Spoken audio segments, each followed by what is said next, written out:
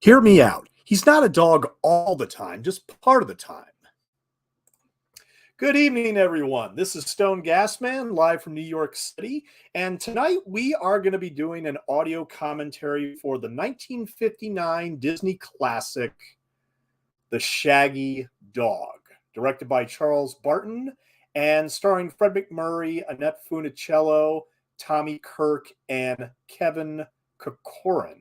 Now, why am I doing the Shaggy Dog of all movies? I mean, this is something that hasn't really been talked about for about 16 years now, because we had the remake with Tim Allen that came out in 2006 and that flopped pretty bad.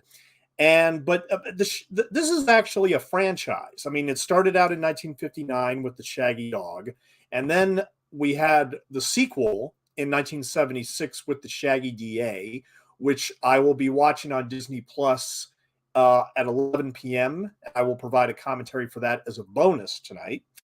And then for television in 1987, we had The Return of the Shaggy Dog, which was set between Shaggy Dog and Shaggy D.A., and it has a lot of the same characters. There was a 1994 television remake called The Shaggy Dog. And then finally in 2006, we had the Tim Allen remake, which has completely different characters. And from what I understand, like with this one, which incorporates a ring that was owned by Lucretia Borgia, of all people, for the Tim Allen version, they decided to go with a serum that altered his DNA and turned him into a shaggy dog. But at any rate, I mean, I grew up with the Shaggy Dog. This was a movie I saw dozens of times. I would rent it. I would watch it constantly. I'm actually very surprised that there's not a lot of slapstick in this movie. I mean, a lot of these Disney movies from this era, especially the sequel, Shaggy D.A., which we'll get to at 11 p.m., it seems like, these Disney films were always marked by silly slapstick. With this film, not really. I mean, there's a Cold War subplot involving spies and espionage and stuff like that. But then you have some lighthearted teenage shenanigans with like a former Mouseketeer and several other familiar faces from 1950s Disney television. So this is going to be an interesting experiment, because I've had this DVD since 2006 when it came out. They put it out the same year as the remake with Tim Allen. I've only seen it a couple of times on DVD, but since I own it, and because of the fact we lost some of the principal cast members in the past year, I figured, now's the time to break out the Shaggy Dog and go ahead and watch it. So I am paused at the Buena Vista Film Distribution logo, and we are going to be watching the black and white 102-minute version, which is on the DVD, and that should be the same version that is on Disney Plus. The DVD also has a colorized version, which we will talk about, of course. But before I press play, I just wanted to say hi to Cliff Booth in the chat. I never took the time to watch this one, but you've inspired me to watch it later tonight. Awesome. Yeah, these are, Shaggy Dog and Shaggy D.A., they're very amusing Disney movies. I wouldn't say they're among the studio's best. I mean, the Shaggy Dog, the original 1959 film, is marked by the fact that it's the first live-action comedy for the studio. On the back of the DVD, they actually say it's the first live-action movie. That is not true. It's the first live-action comedy that the studio put out. But without further ado, let's go ahead and get started on the Shaggy Dog. And we are paused at the Buena Vista Distribution logo, and we will start at the count of three, whether you're watching on Disney Plus or DVD. Let's count down 3, 2, 1, and play. So yes, 1959. This came out in March of 1959 and was a huge hit for Disney. Oh my God! And see, Disney was kind of, at this time they did a lot of stuff on television with the Mouseketeers, and there's actors in this movie that came from like the Davy Crockett and the Hardy Boys stuff that came out at the time. I did not grow up in the 50s, so I mean, a lot of this stuff is fairly foreign to me. And of course, a lot of this stuff, I mean, would require additional research to get this commentary done. But Tommy Kirk, Annette Funicello, Tim Considine, and Kevin Corcoran, those are really the principal cast members in this movie. I mean, Fred McMurray and Gene Hagen, who plays his wife, I mean, they've basically been regulated to secondary roles. Fred McMurray, of course, was, I mean, even though he was top billed in this movie, the truth is, I mean, he has a very secondary role. And also, he doesn't have much of a character. Special titles by Teehee, Bill Justice, and Xavier Atencio. Yeah, evidently, when they first did this title sequence with this, um, I wouldn't say it's claymation. The dog just jumping around on the title sequence. I wouldn't say this is claymation, but they did a great job with this dog in the opening credits.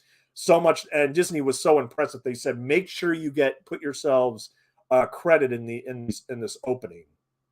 Associate producer Bill Walsh, who also co-wrote the screenplay, and directed by Charles Barton, who we will talk a lot throughout this commentary. I mean, he directed, Abbott and Costello movies and a lot of stuff for Disney at this time, including episodes of the original Zorro with Guy Williams, which I'm a huge fan of, and that premiered in 1957.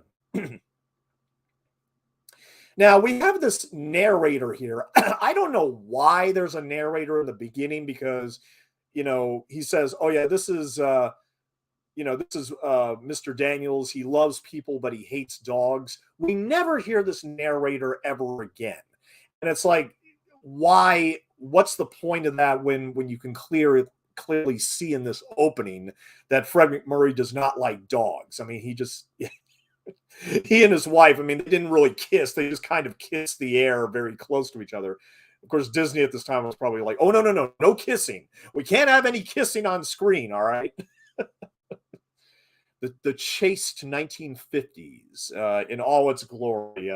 Gene Hagen here, who was in the Danny Thomas Show in the 1950s, and she plays pretty much the typical 1950s housewife, where the kitchen was like like the house was like a domestic dungeon for these housewives at the time, and it really wasn't until a couple of years later in 1962 when Betty Friedan's The Feminine Mystique inspired all these housewives to kind of break free from their prison and actually go out to work and everything. And look, Gene Hagen and Fred McMurray, who's really good here. I mean, he was his career was kind of in a downward spiral at this point because he had done Double Indemnity, one of the great classics of the 1940s, and also one of the great film noirs. Excuse me. But at this point in 1959, he was kind of struggling, actually. And it wasn't until this movie became a massive hit, and he also got on My Three Sons for many, many years. And he would do many other Disney films. I mean, The Follow Me Boys, The Happiest Millionaire, I believe. I mean, he did I think 7 more Disney films throughout the 1960s. Yeah. But Fred McMurray, I mean, even though he and Gene Hagen have very thankless roles here in The Shaggy Dog, I mean, he's still very funny. Here we got some primitive special effects, just something's just shaking the table and shaking everything because apparently the son, played by Tommy Kirk here as Wilby Daniels, who is the real lead of this story, is working on a rocket launcher in the basement. Always a great idea, especially in this, Cold War nuclear 1950s, where, oh man. Now, this was all shot on the back lot, obviously, and of course, a lot of these sets.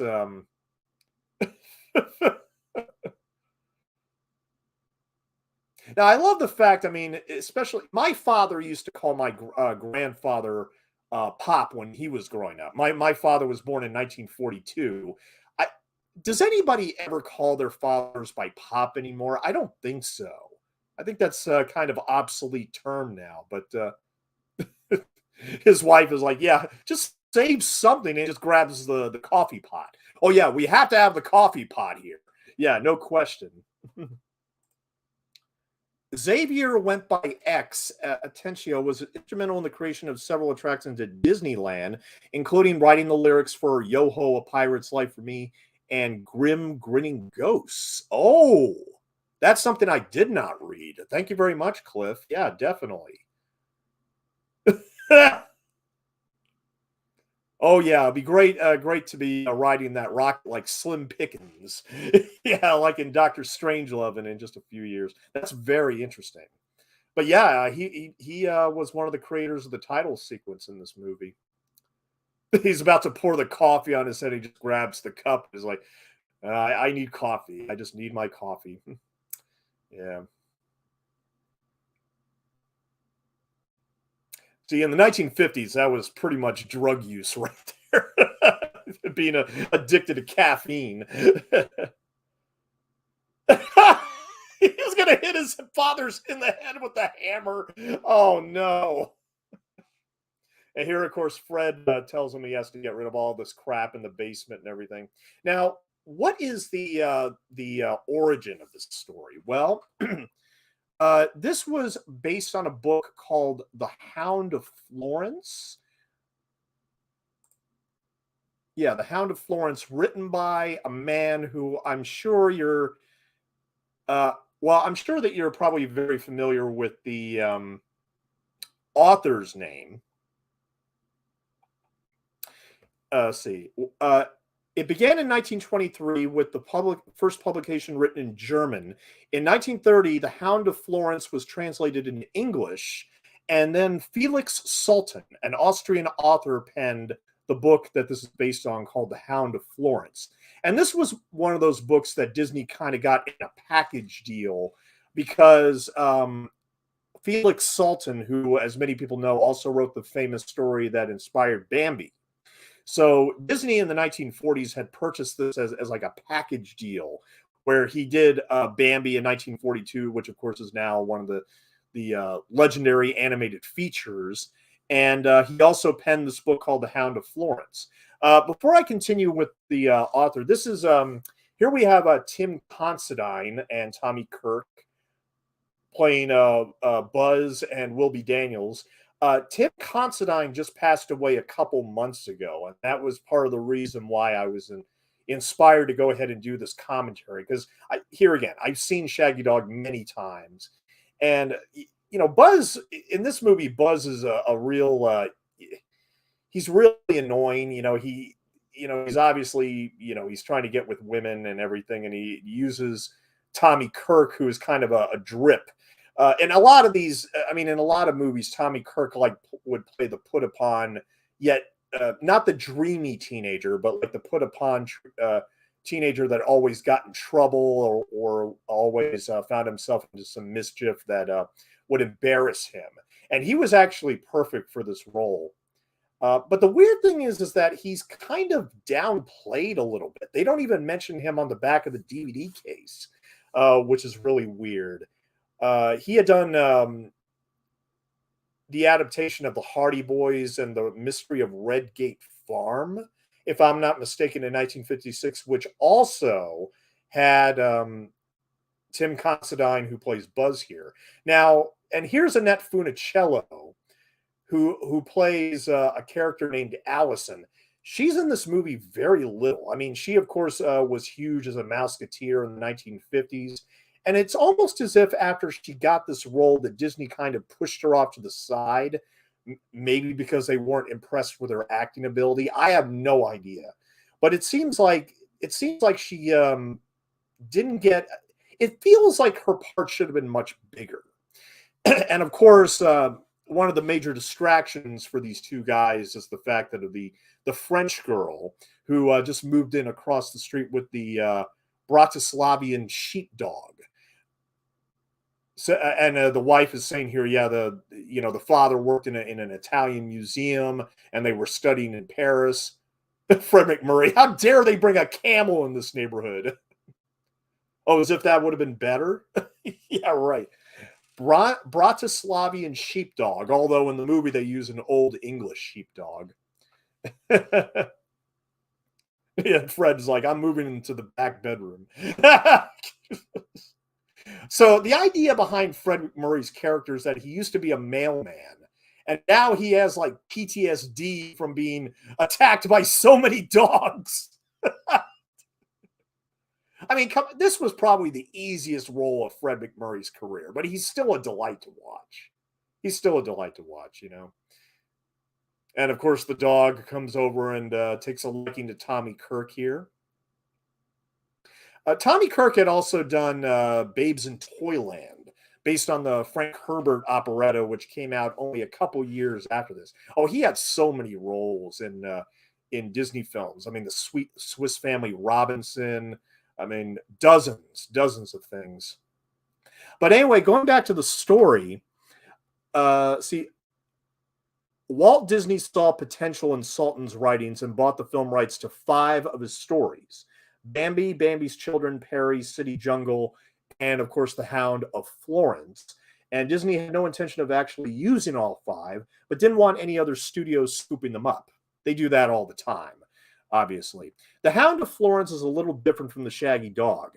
Now, and Cecil Kellaway, who plays the museum administrator later on, who has the Borgia ring and everything, he pretty much almost explains what happens in the Hound of Florence verbatim.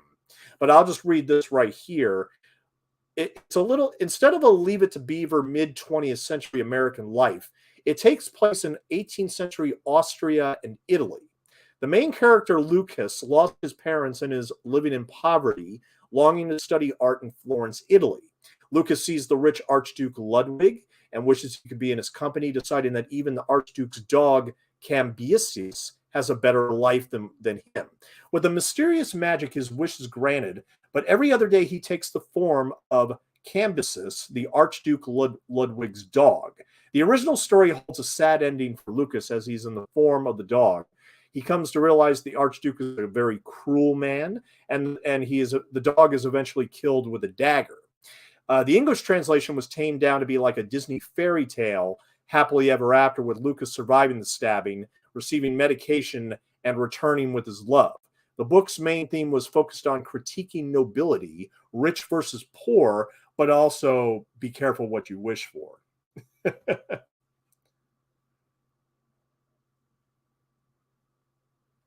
Now, this French girl, she's obviously into arts and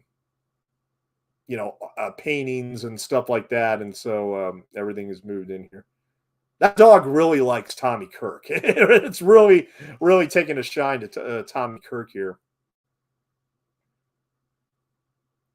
Now, we're watching the original 1959 black and white print that premiered in March of that year. There is a colorized version on the DVD. However, it is pretty atrocious because, first of all, they cut 10 minutes of the movie out, probably so they could shamelessly jam in about 10 more minutes of commercials. That painting with the dog always freaked me out. Like, really? The dog was looking directly at the painter the entire time during that? It's a little weird. It's a little chilling, actually. And here, of course, is the girl's father, who obviously has some very shady deals going on, which we'll find out eventually later. But Tim Considine and Tommy Kirk, and they both died in the past 6 months. I mean, they work really well here together. And it's very obvious that they work well together in other Disney stuff as well. But also, I mean, Tommy Kirk and his younger brother, Kevin Corcoran, they had done other films together, especially Old Yeller in 1957, which is a much different type of Disney dog story, which, of course, is marked by that very tragic ending where the dog gets rabies and Tommy Kirk has to shoot him.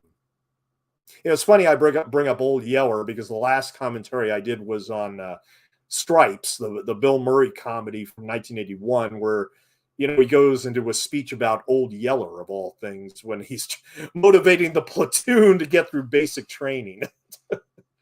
Yeah, right.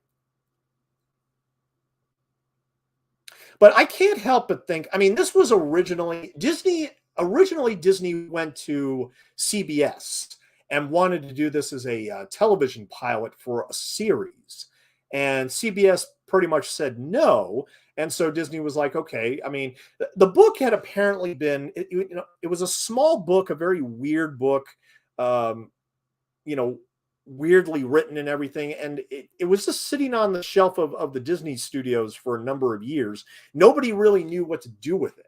And I can't help but get the feeling that somebody had thought of the Wolfman when they were thinking about contemporizing this story in 1959 America, and thought, okay, you know what, we'll just have a kid turn into a shaggy dog, and and that's why a lot of the transformation scenes are reminiscent of like the Wolfman with Lon Chaney. But it's really weird because in 1957 we had the AIP classic "I Was a Teenage Werewolf," starring Michael Landon, who would eventually would do like shows like Highway to Heaven and Little House on the Prairie, that kind of thing. But let me go here just real quick. So on screen here, Tommy Kirk is talking to Cecil Kellaway, who was in many films. That he was a South African actor, as a matter of fact. But he had been in films since the early 1930s. And just to give an idea of some of the stuff he's done, he was in The Invisible Man Returns, 1940. He was in William Wyler's brilliant adaptation of Wuthering Heights. Even though they stop at chapter 17, that is still hands down the best movie version of Wuthering Heights out there. He was also in The Mummy's Hand in 1940. I Married a Witch, 1942. Let's see what else. The Postman Always Rings Twice. Yeah. And Portrait of Jenny, 1948. Kim in 1950. Beast from 20,000 Fathoms. That's the one I personally remember him from, where he played Dr. Thurgood Elson in The Beast from 20,000 Fathoms. And in this movie, he plays Professor Plumcut, but he only has a couple of scenes. I mean, after the scene where the scene that takes place later in the evening, where Wilby goes back to him as a dog and is like, "What do I do?" You know, he's only had a couple of scenes in this movie. After the Shaggy Dog, he did Hush Hush Sweet Charlotte in 1964 as Harry Willis, Kismet 1967. And Guess Who's Coming to Dinner, where he played Monsignor Mike Ryan. And then finally, his very last film was a 1970 film called Getting Straight with Elliot Gould and Candice Bergen, which was actually one of the early roles of Harrison Ford, of all people.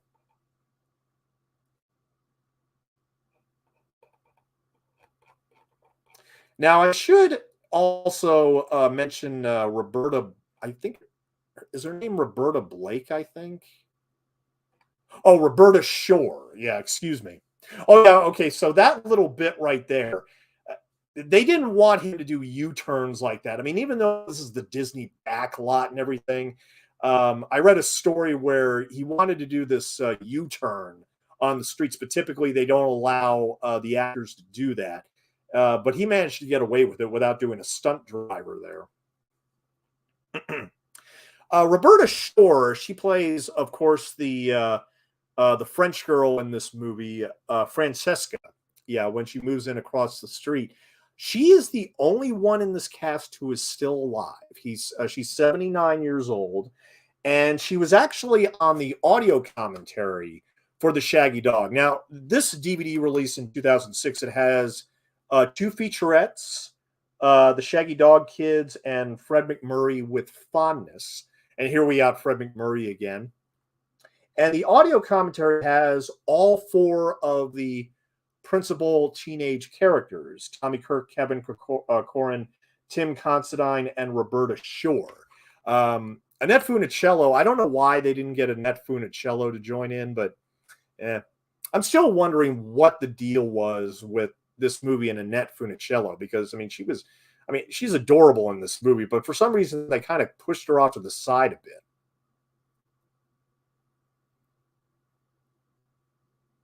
Now, this, of course, is the Borgia ring, which will set this entire story in motion. In canis corpore transmuto. It's Latin, and basically, I mean, every time when he reads it, he's about to turn into the sheepdog, which is, of course, moved in next door. He actually said he took Latin in high school. I know that there are high schools in this country that actually teach Latin, but it seems like it's like a lost. I don't think a lot of districts do that anymore. I think if you want to take Latin, you have to go to college now. But the 1950s were different. I mean, what my favorite movie of all time, The Best Years of Our Lives. I mean, he was talking about the son in that he was saying that he was taking like advanced physics and other sciences that were almost college level, and yet he was still like a freshman or a sophomore in high school. It's really weird. I think I'm going to blame it on the dumbing down of our education system. But here we have Zach the turtle and the hamsters are going nuts over Tommy Kirk turning into a sheepdog here. This is very, very Wolfman. Very Wolfman. But of course, the difference is that once he turns into a dog, he's still able to think and talk like Wilby Daniels, and it's not just some kind of random werewolf. In fact, Fred McMurray even has a line later in this movie where he says, my dog is not a my son is not a werewolf. He's just a big, stupid, shaggy dog. Now, I like that. I like what they did with the transition, as you can see the couch, coming up again as the dog disappeared. And here we have, unfortunately, one of the many dated effects with this movie is the talking the talking head just does not hold up. I think it's. I mean, here again in 1959. I mean, obviously these effects are really limited, and this is essentially actually this is Tommy Kirk's little brother. Tommy Kirk's little 10-year-old brother in costume here. But of course, this is Tommy Kirk's voice looped in. Of course, he realizes that, oh my God, once his father finds out he's this giant shaggy dog, he's gonna probably shoot him. And thus he gets the idea to go back to Cecil Kellaway at the museum and see what we can do to get rid of this spell so he doesn't get shot by his own father.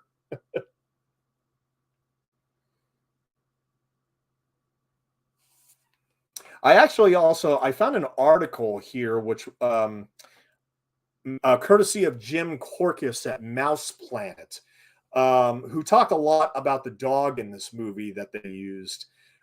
Let's see. Born in Denver, Colorado, Shaggy belonged to Mrs. Billy Anderson, a clerk for the California State Division of Highways in San Bernardino, who bought him for $500 when he was 2 months old. The name of the dog, who is Sam, and whose official name was Billy Brad Sammy's Shadow, always behaved as something more than just another dog, according to his owner. His father was Norvell Pride King, and his mother was Lilibrad Lindy Lou. So he came from prestigious breeding, despite some publicity trying to make it seem that he was purchased from the pound. And Anderson signed him up for a novice obedience class at the age of 4 months with William Keller, who over the years supplied and trained animals for many motion pictures, including Disney studio films. This film was the beginning of Keller's association with working with animals on Disney films such as The Incredible Journey, Big Red, That Darn Cat, and The Ugly Dachshund. Keller was impressed with Sam, who scored high in his graduation exercises only after 9 weeks of training. Keller's partner, Hal Driscoll, learned about a year later that the Disney studio was looking for a sheepdog for its next film.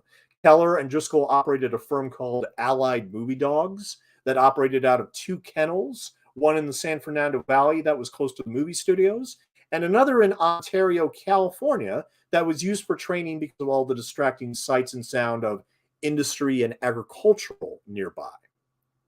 Walt Disney Productions had viewed more than 20 old English sheepdogs for the title role in a picture to be called The Shaggy Dog, Keller recalled in 1979. Each of them had exhibited the contemporary curse of the breed, degrees of neurosis that varied from geared and dingy to cowardly and emotionally unstable. It appeared that the dearth of qualified candidates would set the stage for Sam, who qualified in temperament and had novice obedience training. Working with Barney Rogers, who, in addition to his responsibilities at the Disney Studios decorating department, arranged for animal showings at the studio, Keller and Driscoll took Sam to the studio to demonstrate his prowess on basic obedient exercises. A few days later, they were given a script to prepare Sam for production. One of the key scenes was Shaggy driving a Ford Hot Rod, which we will see and talk about later. It's actually probably the funniest moment in the whole movie.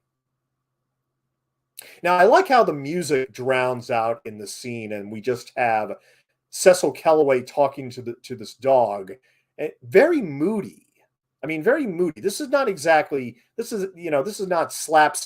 fun as, Disney would be known for throughout the 60s and 60s, but very moody piece here where we understand about Lucretia Borgia. I think we should mention Lucretia Borgia was a Spanish-Italian noblewoman of the House of Borgia, the daughter of Pope Alexander VI and Venosa del Catanei. She reigned as the governor of Spoleto, a position usually held by cardinals. And the idea was that they used this ring for shape-shifting so they can get past their enemies and everything. Rumors about her and her family cast Lucretia as a femme fatale, a role in which she has been portrayed in many artworks, novels, and films.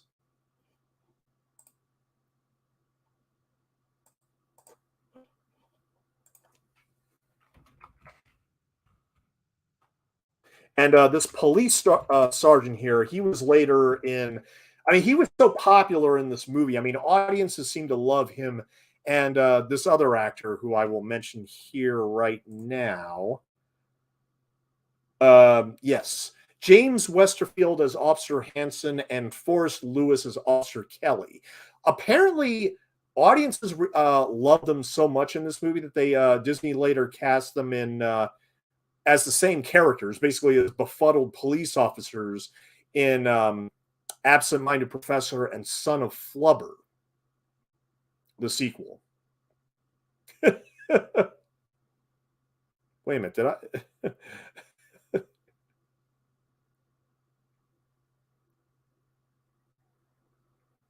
Now, I have something that should be mentioned during this scene, but before I do, say hi to Joe Bob Tarf. Heel, how you doing tonight?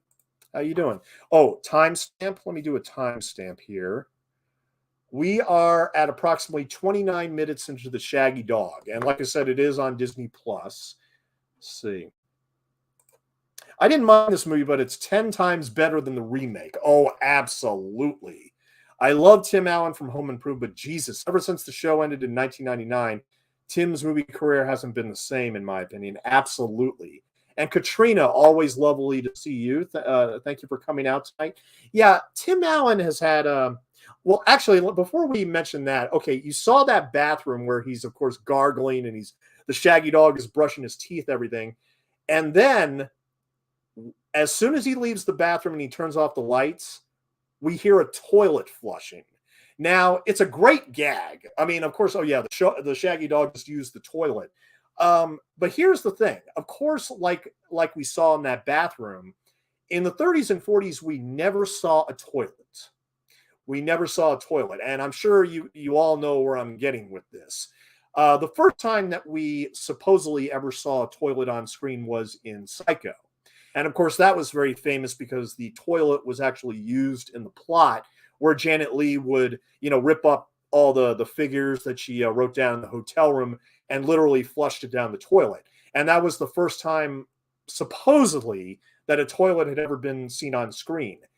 But whenever I do podcasts and whenever I do talk about Psycho about that toilet story, I always have to mention the asterisk that, well, technically we hear a toilet flush in The Shaggy Dog, which came out a year before Psycho.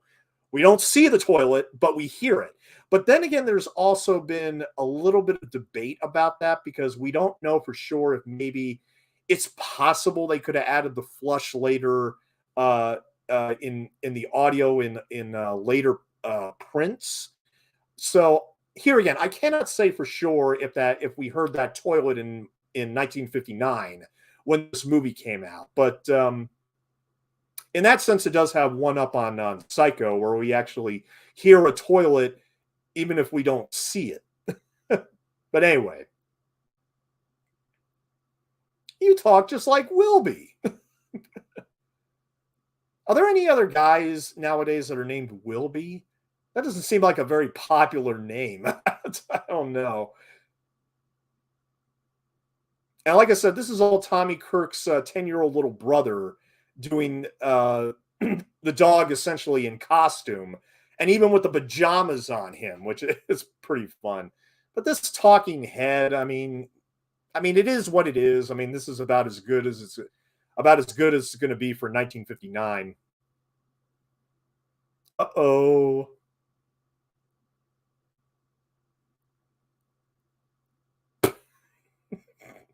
Of course, one of the insulting things is that his on-screen brother here wants to now treat him as a pet and not as a brother. But and here again, very thankless role for Fred McMurray, but he's always delightful. Incidentally, I mean, a year after this, he would do Billy Wilder's The Apartment, which is one of my absolute favorite movies, and he plays such a cad in that movie because he's having affairs and borrowing Jack Lemon's key to go to the apartment just so he could have all these extramarital affairs. There was a woman that actually came out to Frederick Murray after The Apartment came out and thought it was so offensive that she literally hit him on the head with her purse. Here again, I mean, yeah, I mean, this is too clean for kisses. We can't have our lips touch, but we can like kiss the air in front of each other, right? See, we don't see Jean Hagen anywhere but the dining room. That's like the only room she's in the whole movie. I mean, here again, the typical 50s housewife. And for some reason, I remember there was a lot more in the dining room with these two characters, but I think it's only these two scenes.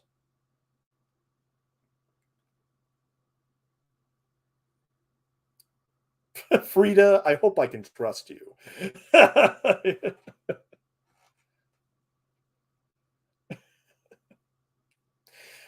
See, let's. I think this is a good time. Let's talk about the director for a bit.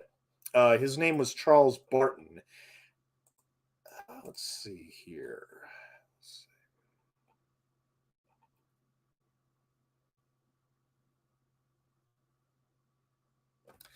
Probably Charles Barton's most famous credit is probably about Abbott and Costello Meet Frankenstein, which came out in 1948. However, he also did several other Abbott and Costello movies, including my personal favorite, which is Abbott and Costello Meet the Killer Boris Karloff, which came out a year after Frankenstein.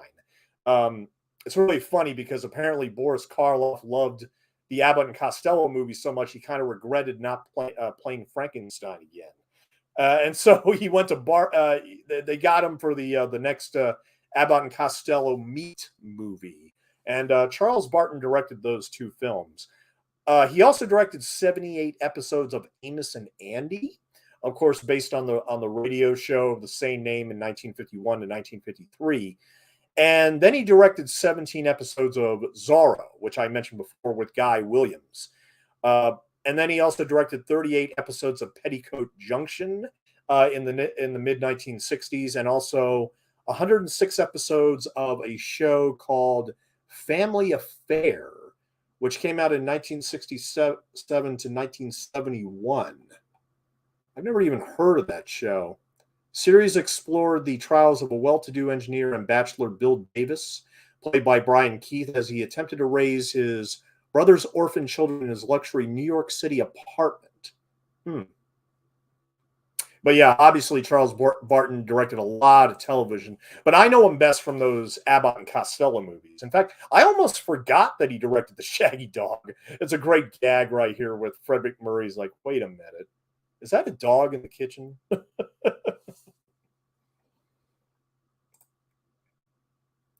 That's Buffy, Jody, and Sissy. Really? Who?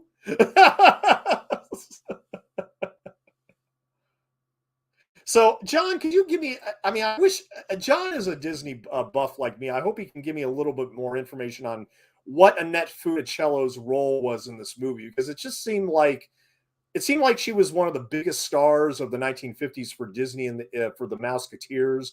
And then, I mean, 2 years after this, she went over to AIP to do all those beach party films with Frankie Avalon. Although she actually did one beach party movie with Tommy Kirk, I think it was called Pajama Party, and then I think the very last beach party movie that Avalon and Funicello weren't even in, but Tommy Kirk was actually the star of, which was the Ghost in the Invisible Bikini, I believe, in 1968, 67, something like that.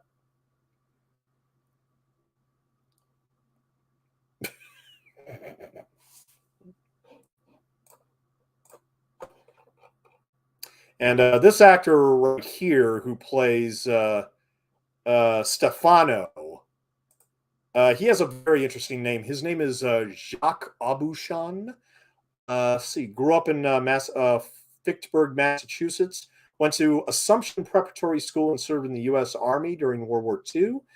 During his working career, Abouchan made over 300 television appearances, made 24 films, did hundreds of television commercials, and even wrote plays.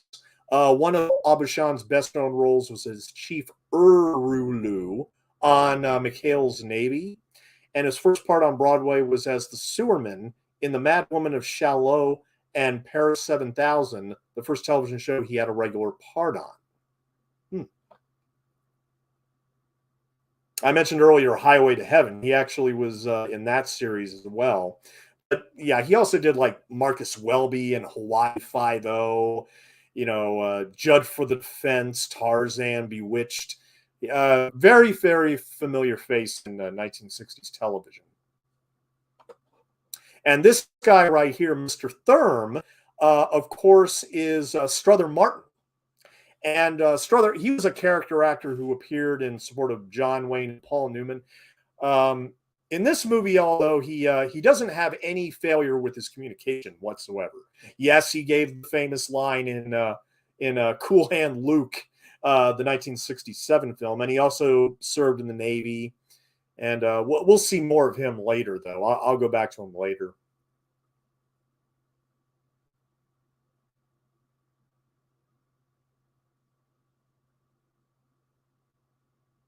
Let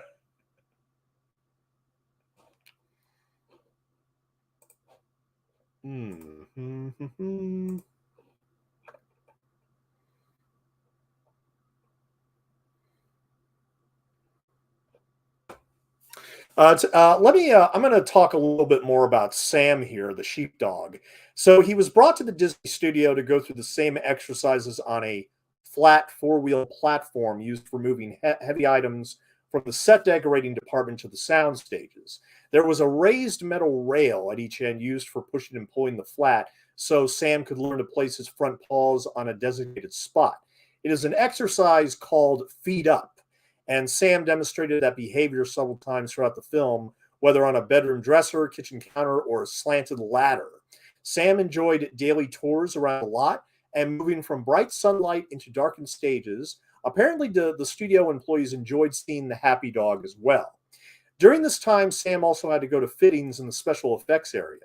A bucket seat for the hot rod had been skillfully contoured to his large rear end and was adjusted so he was comfortable. To add to his stability, hair-covered mittens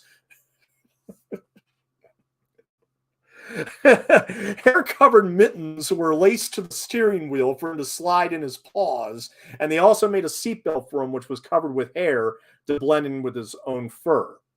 Yeah, it makes sense. Yeah, it makes perfect sense.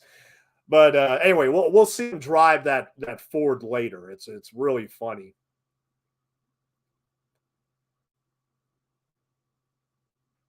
See, even when I was Wilby's age, I had no idea how to take a door apart like this. No idea. So in essence, if I was in Wilby's position, I never would have gotten out of that closet. But this is actually a great gag, and it's set up so well. Where, of course, he turns back into a human. He goes out the door, and the dog, which was originally on the couch, you know, comedy is all about reaction, folks. It's all about reaction. Okay.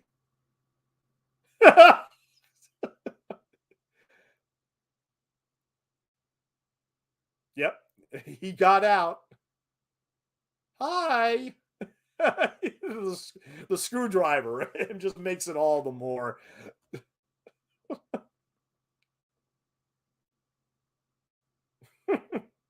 So, like I said, this movie made just under $10 million in 1959.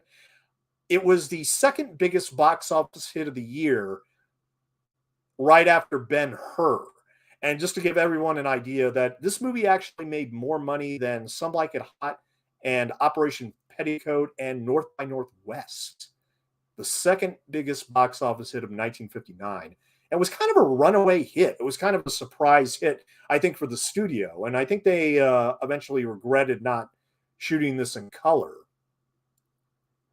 But like I said, if you have the DVD for this, I mean, the color version, which is 10 minutes shorter, is just atrocious.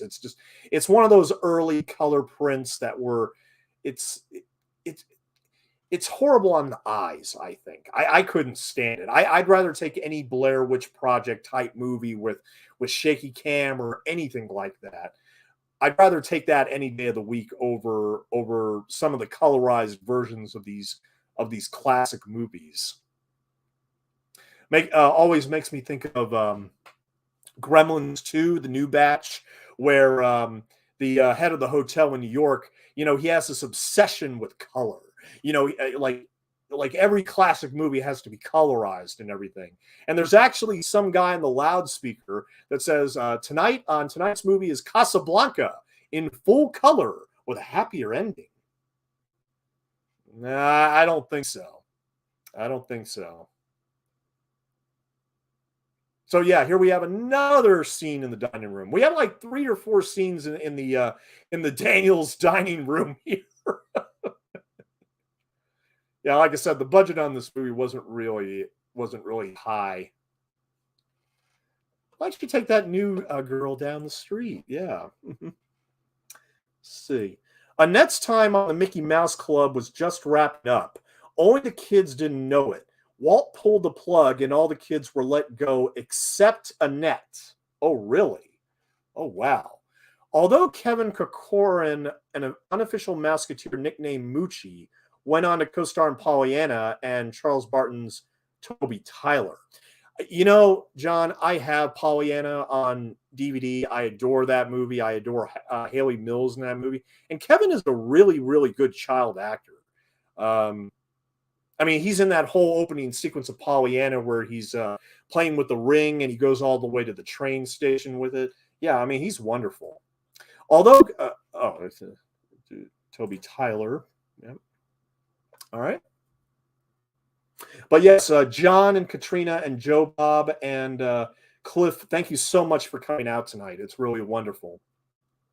But yeah, at any rate, so Tim Considine here, when I read that he passed away a couple months ago, I thought to myself, you know what? I should do the Shaggy Dog. I should. I mean, even though his character in this movie is such a see, yeah, this is dating in the 1950s. Can you imagine like teenagers talking today? It's like, how did that date go last night? It's like, oh, she's a smooth worker. I'm telling you, she's a smooth worker. Oh yeah, I'll need gas for tomorrow night. Do you have a buck on you? It's like, don't you have parents? I mean, this guy is so no. I mean, I would not be as submissive as Wilby is in the sequence. I mean, seriously. And look, okay, Annette, I believe Annette was 18. So I don't want to come off like a dirty old man here, but I mean, look, the truth of the matter is that I would have been all over Allison. I would have been flirting with her from the get-go. I don't care about the French girl across the street with the shaggy dog. No, I mean, no, I would have been all over Annette Funicello. Seriously. But I mean, she's really sweet in this movie. I don't know why she seemed to have been like she I would say she takes a back seat, but that's not real. But Francesca certainly seems to find you attractive.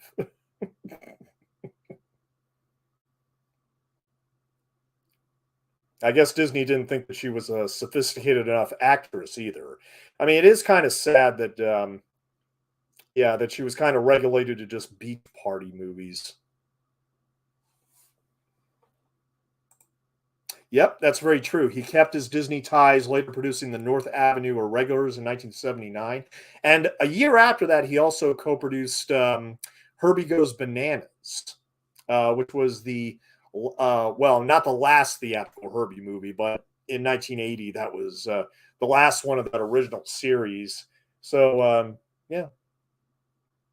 Now, it should be stated that for anybody that wants to pick up this DVD version of the movie, even though Tommy Kirk and Kevin Corcoran and Tim Considine and Roberta Shore, even though they're all involved on the audio commentary, what they did was they had Kevin Corcoran and Tommy Kirk in the same room, and then they recorded Tim Considine and Roberta Shore at another time in the same room, and then just kind of blended the commentaries together. And it's so obvious. I mean, it's like, why can't all four of them to be together? And of course, the thing is, of course, multi-person commentaries are always more interesting and fun than single-person commentaries. But it seemed like, I mean, their memories for this working on this movie was, I mean, this was 47 years after the movie came out. Their memories of working on the movie were very, very vague at this point. Tim Constantine relayed a story where the only thing he remembered about the dog was that it stepped on his eye near the end of the film when they save Roberta Shore in the water. And I'm not sure if it was Tommy Kirk or Kevin Corcoran that actually said that this was the biggest box office hit of 1959, which is not true. Actually, it was Ben Hur, which made a significant uh, amount of money, much more than Shaggy Dog ever did. But let's be clear here. I mean, of course, they put all this stuff on the back of the DVD just to sell it. So, unfortunately, I mean, there's some lies associated with the packaging when it comes to the Shaggy Dog, and of course, lots of other Disney products, which is why they're not my favorite studio by a long shot. Now, I mean, they're okay, and they're doing this thing where Tim Considine. That was a pretty good look. Tim Considine, he just wants to have both Allison and Francesca together. You know, he just wants to hog both of them. But of course, he does all these lies where he says, "Oh, yeah, Tommy Kirk's character is so shy and everything." And of course, what happens is that now both of these women, as well as another woman at this country club, just want to dance with Wilby. And Tim Considine gets so pissed. But you know what? He kind of deserves it because he's really I don't like his character at all. He's oh, poor Annette. I mentioned Zorro earlier, which Charles Barton directed a lot of episodes for. Annette actually had a huge crush on Guy Williams, who played Zorro, and she was actually in one of the Wonderful World of Disney in color specials, which was sort of a spin-off with the Zorro show because they did 2 seasons, and then there were rights issues. And if I'm not mistaken, that might have been one of her last things for Disney was that Zorro special. But yeah, she had a huge crush on Guy Williams at the time. All those pretty girls, they're all interested in Dancing with Wilby for some reason. Yeah, yeah. Thanks for the encouragement, Dad. Now the next number is a Paul Revere. Now I love Tim Considine on the commentary. It was like because he asked, "What the hell is a Paul Revere?" And I was like, "Well, these guys are certainly not Paul Revere and the Raiders, too. That's for sure." But if anybody out there knows what a Paul Revere is in terms of, I tried looking it up. I did not find anything whatsoever that says that Paul Revere was a real type of dance they used to do back at the time. So I have no idea. I mean, it was obviously made up for the movie. Fred McMurray and Gene Hagen going to do a little dancing here. And of course, we have transformation number 2. Now, as we will see later, because I'll be doing the Shaggy D.A. at 11 p.m., they kind of changed the rules a little bit as far as the Shaggy dog transformations are concerned. Because in this movie, it just seems to come and go. And Kevin Corcoran's face.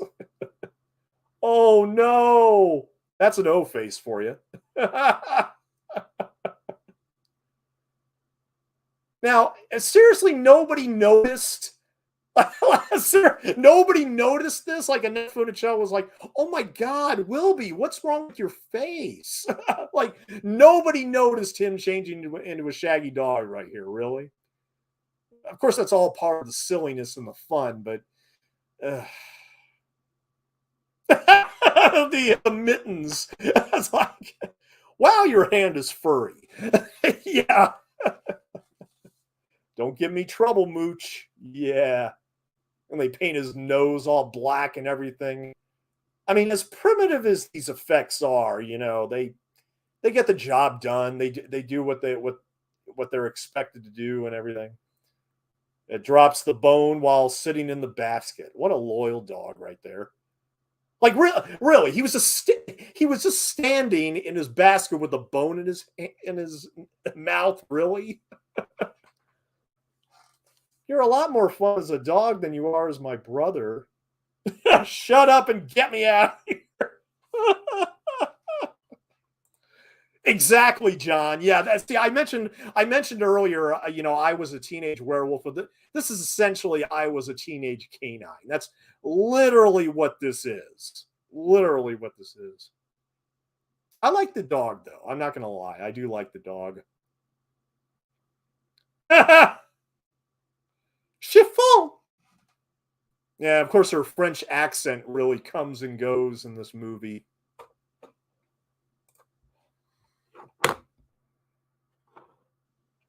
Three dogs were originally planned for the film, with Sam doing the principal work and the other 2 as doubles doing specialized actions.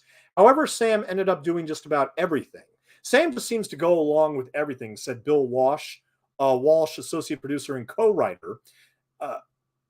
We had a young boy who worked in a sheepdog suit in the living room a few times, and we used him in a lot when we see the professor in the museum. We used a midget in the suit when the dog had to jump off the boat near the end of the movie. However, for the vast majority of the film, audiences saw Sam a real sheepdog. The director of photography also claimed that they couldn't use the dog suit for action scenes because you couldn't walk like a real dog in the suit, obviously. It was only good for sitting or looking over the back of the couch. The boy in the dog suit was little 10-year-old Johnny Kirk, the younger brother of star Tommy Kirk, and for scenes of the dog talking, there was an unconvincing puppet head that both Kirk and actor Kevin Corcoran remember being manipulated by Keller, although I have found no other confirmation of that assumption. Another challenge for Sam was at a key scene in a film that involved him not only diving and swimming, but doing so heroically and without hesitation. That training included a patient schedule of walking alongside a small creek, persuading Sam to cross a narrow section to get to the trainer on the other side. At first, Sam was hesitant to get wet, but the trust that had been built up between him and Keller got him into the water. From there, it was a process of going across deeper and deeper sections until Sam became not only comfortable, but pleased to be in the water. One thing that happened in the training was interestingly not used in the film for comic effect, was Sam's natural instinct to shake himself vigorously dry whenever he exited the water, sending huge plumes of water several yards in the air. In the film, the Shaggy Dog must rescue a teenage girl, played by Roberta Shore, who is tossed in the water from a boat of villains who are trying to flee the country. And we'll talk about that when we get to it. But one more thing I wanted to mention from this article was Sam took to filmmaking like an old professional. According to Charles Barton in a publicity blurb from the film, on this third day, when Sam heard director Charles Barton say roll him at the end of one soundstage while he was being posed for a still picture at the other, he bolted from the still and into the scene Barton was directing. Quote, once he had to walk into a bedroom, close the door, open a dresser door, and take out a pair of pajamas with his teeth, enter the bathroom and close the door, everybody applauded when he did the whole routine perfectly the first time. Although we don't see him in the film actually take the pajamas out of the dresser.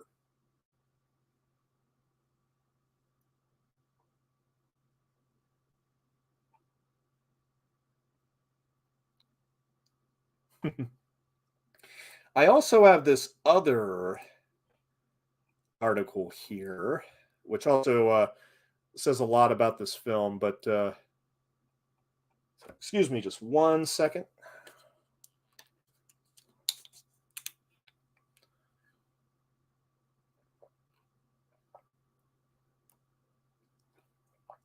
And it should be noted that Sammy actually won a Patsy Award for the Shaggy Dog, which was, for a while, they actually had animal Oscars, and that was one of them.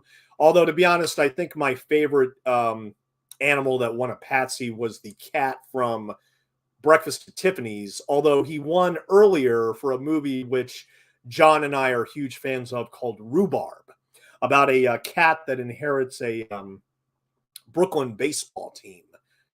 That's a commentary I should do at one point. I really love Rhubarb. It stars Ray Milland.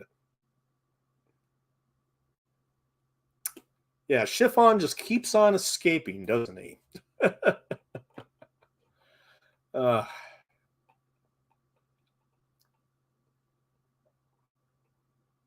Filming first started on August 4th, 1958. The role of director went to Charles Barton, who had background including directing Marty, Spin, and Abbott and Costello films. The film only cost $1.25 million. Not only did Disney save on the cost from his cast hiring, but with location shooting. Instead of building new sets, he used the Universal backlot. Okay, my fault. This is not the Disney backlot; it's the Universal backlot. Cul-de-sac colonial neighborhood used for other TV shows and future films like The Munsters, The Burbs, Leave It to Beaver, and even Desperate Housewives. There is some debate as to why the movie was shot in black and white. Some say it was not to bring attention to the primitive special effects, especially Wilby transforming into a sheepdog. But according to this author, it was because it was a nod to monster movies. Disney advertised it as a hip teenage monster movie, making it the first comedy about a shape-shifting teenager.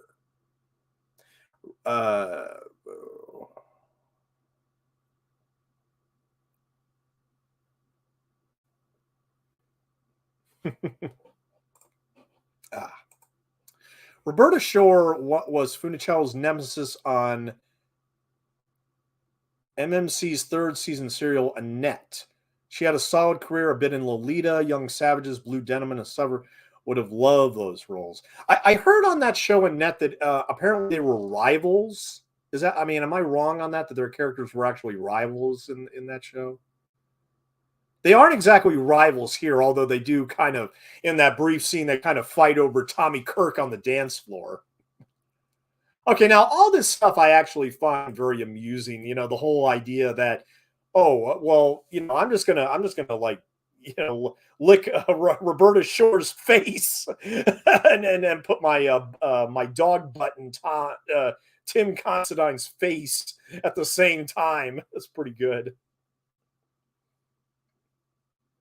Yeah, get out of here. I'm gonna stay with Roberta Shore.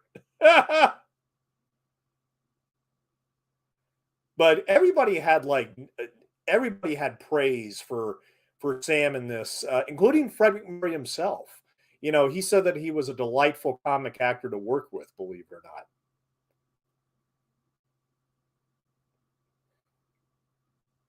Conceited? I don't know. I think Buzz is a little bit more than that. uh,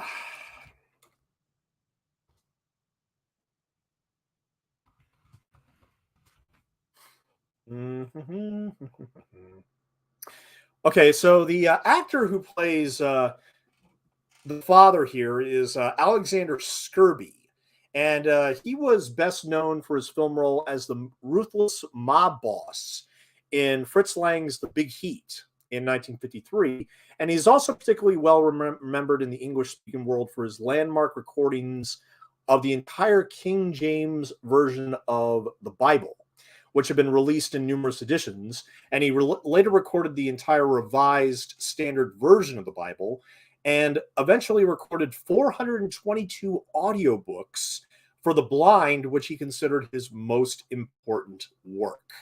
And he had other films like in Giant, the Rock Hudson, James Dean movie, the original version of Ransom, not the Mel Gibson version, but the one from 1956 with Glenn Ford and Leslie Nielsen.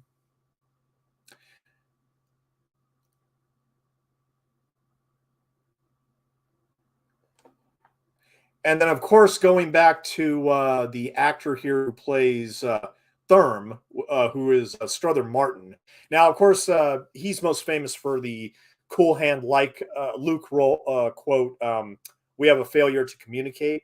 But after Cool Hand Luke, man, did he get some really good roles. I mean, he was in True Grit as Colonel G. Stonehill, Coffer in The Wild Bunch, Percy Garris in Butch Cassidy and Sundance Kid.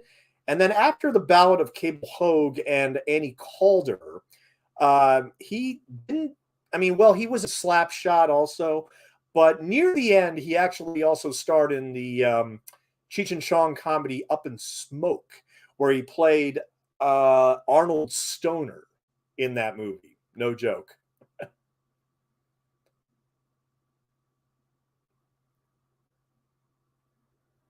The dog is just simply waiting for him to leave.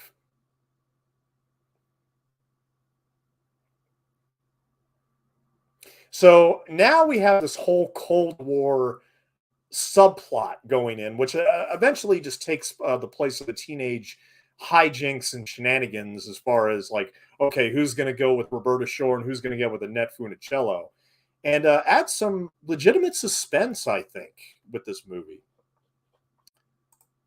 Oh, okay. They played rivals, but it was all in fun. Roberta accuses Annette of stealing her necklace, and Annette doesn't mention Roberta in her book, but they posed for teen magazines together as if they were pals. Ah, okay. Okay. Interesting.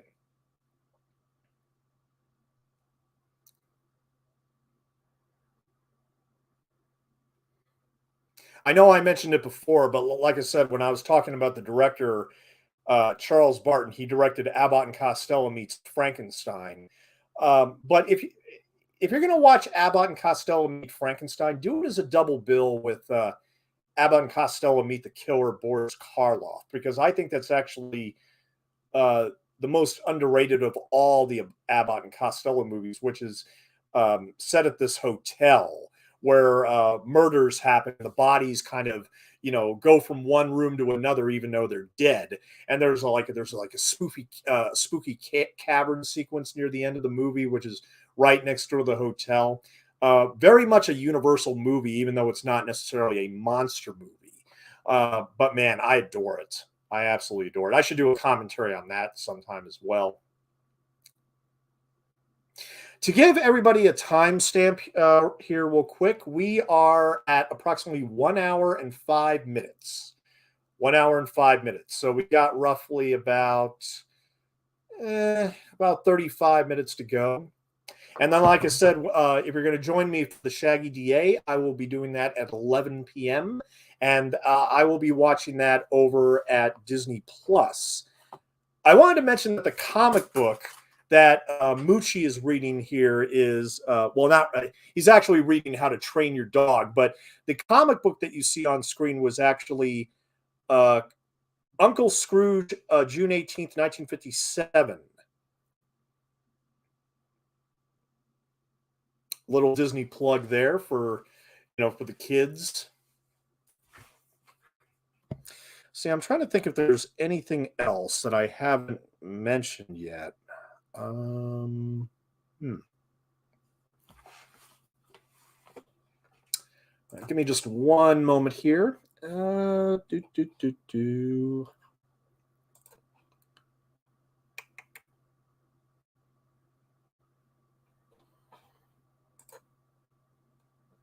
One of the screenwriters on this movie was Lily Hayward, and she wrote more than 70 films and television shows, including the Disney film Shaggy Dog and the Mickey Mouse Club and Walt Disney's Wonderful World of Color.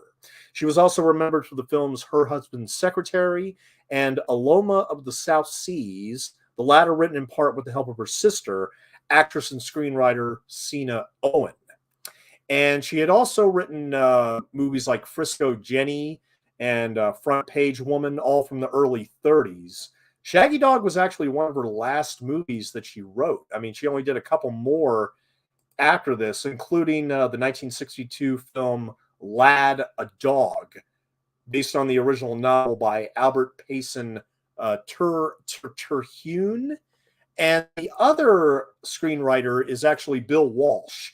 And his name is actually familiar. Okay, I got to say real quick, though, I mean, I love that moment where Fred MacMurray just like takes his shoes off and he's like, I'm just going to read my paper here and everything and all that.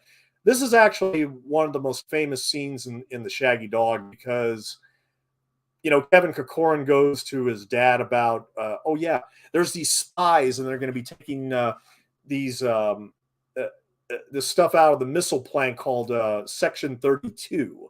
I like how they keep it vague like that so that Fred MacMurray actually thinks his son is playing games, and he's like, I'm not interested, whatever. I just want to read my paper.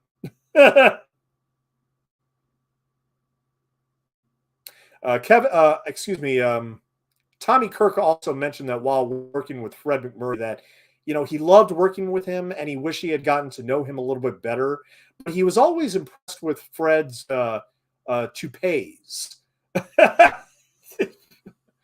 Which I never even noticed that is a toupee, but looking at it very clearly, I think it is. But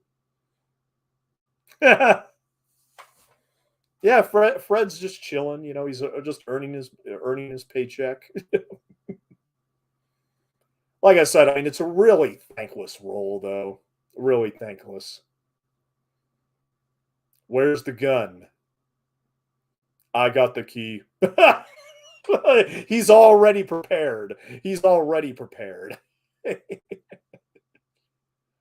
But this is a great moment right here where Tommy Kirk, as the Shaggy Dog, is actually going to confront his father. And it's done very, very well. I got something to tell you.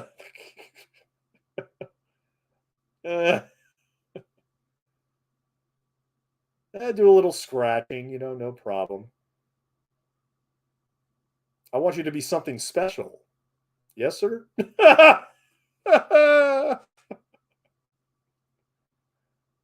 Now, I don't know why, but when you look at the Shaggy Dog, he's obviously shaking.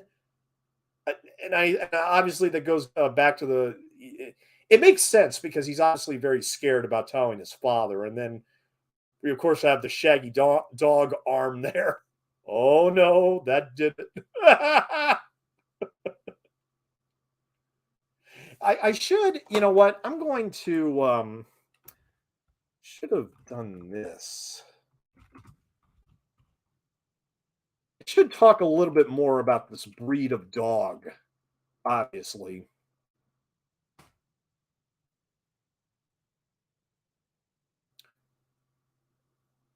Yeah, see, these sheep dogs are primarily used for the raising of sheep. And they include livestock guardian dogs used to guard sheep and other livestock, and herding dogs used to move, manage, and control all that. And there's actually a lot of breeds for sheepdogs. There's like the Australian cattle dog. There's the Belgian shepherds, the Caucasian shepherds, the Catalan sheepdogs. I mean, Icelandic sheepdogs. Oh my God, there's a lot of breeds. A lot of breeds. But of course, in this, even though this is an old English sheepdog, that's what Sammy was. In the movie here, he's supposed to be a Bratislavian sheepdog. Of course, going back to that whole Lucretia Borgia connection. Probably some kid dressed up in a dog suit. Literally. That's Tommy Kirk's little brother. Take off the dog suit.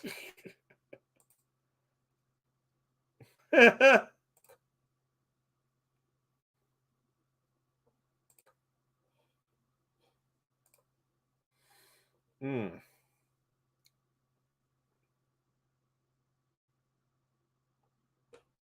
And like I said, the other screenwriter for the Shaggy Dog is actually Bill Walsh, who also served as the associate producer.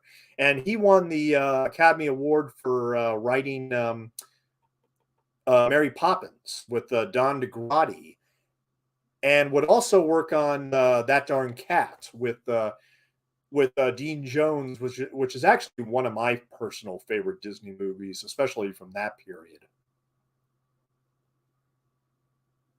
Well, we can talk a little bit more about That Darn Cat and its connections with the Shaggy D.A. because the Shaggy D.A. actually has a lot of familiar faces from the Disney studio. The last time you'll ever get away. Yeah, see, it's amazing. The whole subplot with Annette Funicello and Tim Considine like literally disappears at this point. Because we're going to have this sequence here with Frederick Murray trying to convince a psychiatrist that his son is a sheepdog.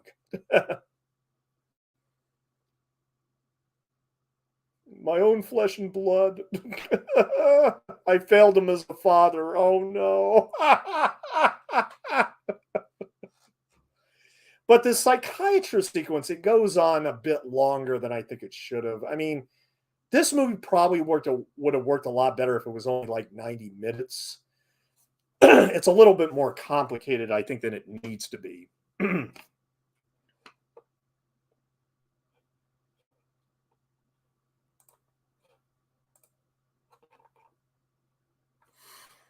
Mm.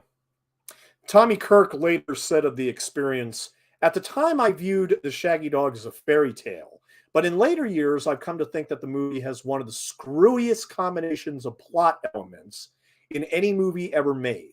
It has all the realistic elements of the Cold War, Russian spies plotting against the government, mixed in with a rivalry over a net between two teenage boys, mixed in with a fantasy about a boy who turns into a dog because he encounters a ring from the Borgias." He also said that he has beautiful memories of working with Charles Barton, was a very gentle, nice person with a good sense of humor. And this is what he said about Frederick Murray. "I thought he was a great actor. I liked him enormously. I tried to get to know him and got to know him a little bit, but he did have a kind of wall that I never got around. He was distant, he was conservative and kind of remote.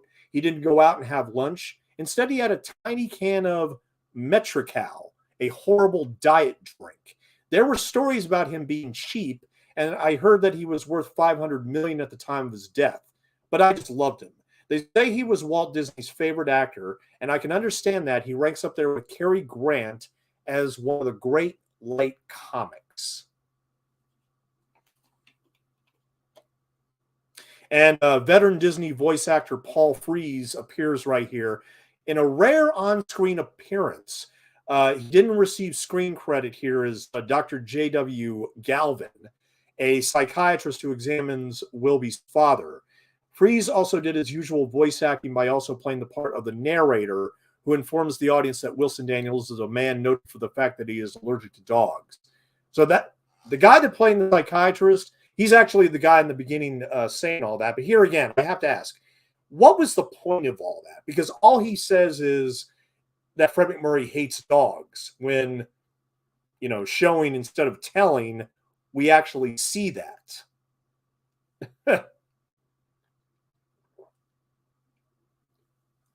Members of the United States Postal Department.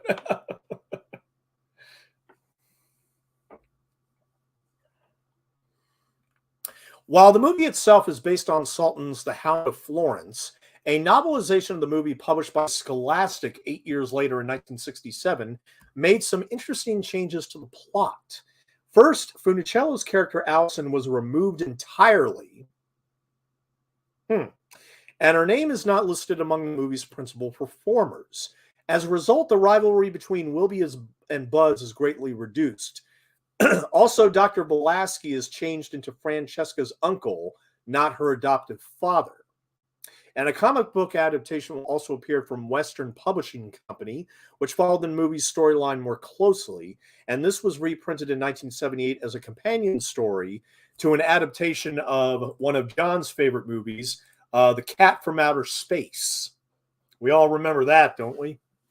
Zunar J5/9 Doric Force 7, who comes to Earth and starts gambling and just does all these illegal things just so he can get the hell off of the planet, which I don't blame him for.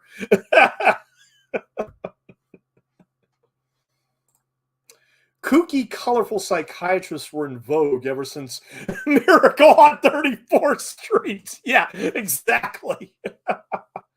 But I mean, when he sees the psychiatrist, I mean, it's very Harvey. And of course, the sheepdog in the sequel, which we will watch here pretty soon, is actually named Elwood. I'm pretty sure that was intentional. I didn't see a verification on it, but I'm pretty sure that was intentional. Oh, hey, Cable Channel 11. Love this movie. Sequel isn't bad either. Yeah, we will be watching the Shaggy D.A. at 11 p.m. We're going to have about a 17-minute break. But I'll definitely be here at 11 p.m. to start the Shaggy D.A., and I'm really looking forward to it. Paul Frees is also the voice of the ghost host at Disneyland's Haunted Mansion. Oh, really? The turkey from outer space. Yeah. Starring nobody's favorite Ken Berry. Yeah. Now, is it just me, or did Ken Berry look like he aged about 500 years between Cat from Outer Space and his stint on Mama's Family? I don't know. I don't know.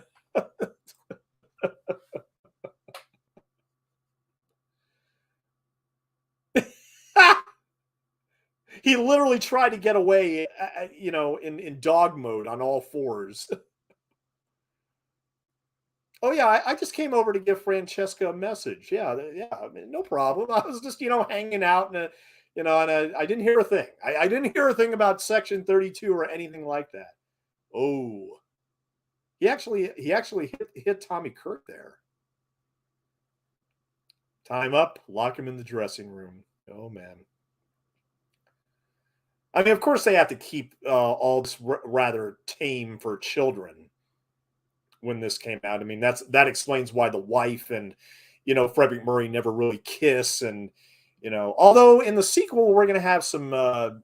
It has a little bit of light political satire, which was kind of more adult than anything in this movie, which is really weird.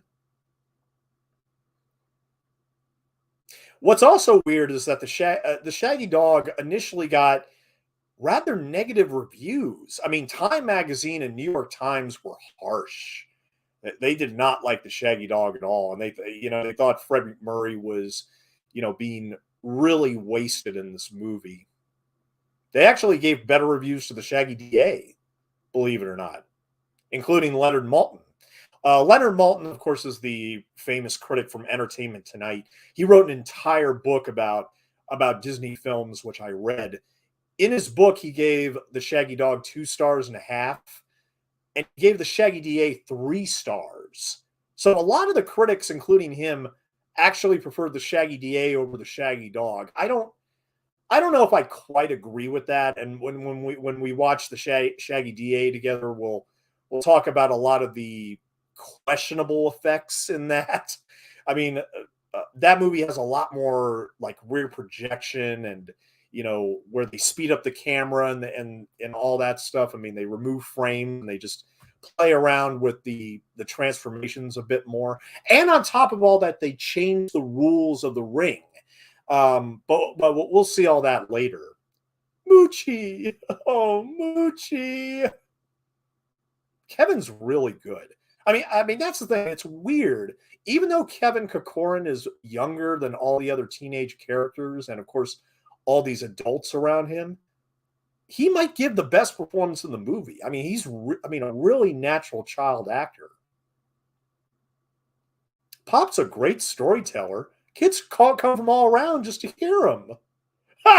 Oh, Fred, Moochie.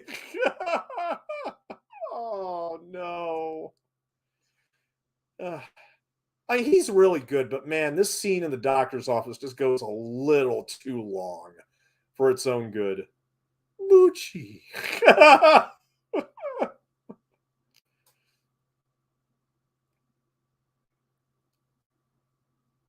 Moochie.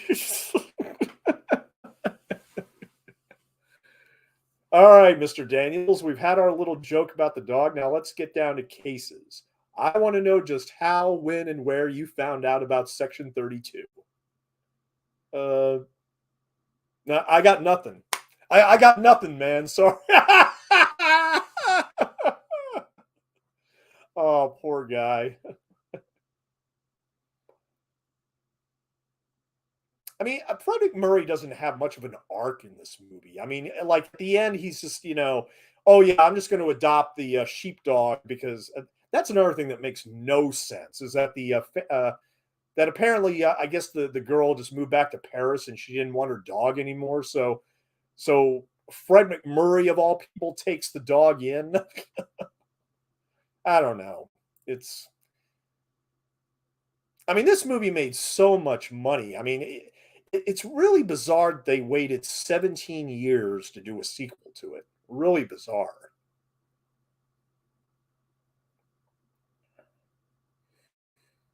Yeah, so me and Strother Martin are getting out of town. You see, he had no problem communicating to him about Section 32. No problem whatsoever.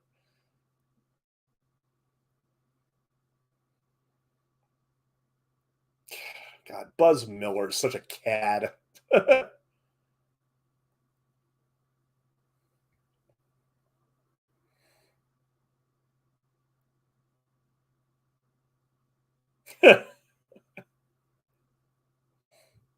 And we got to wait for this Cold War subplot to finally just play out and everything. But let me bring this up again.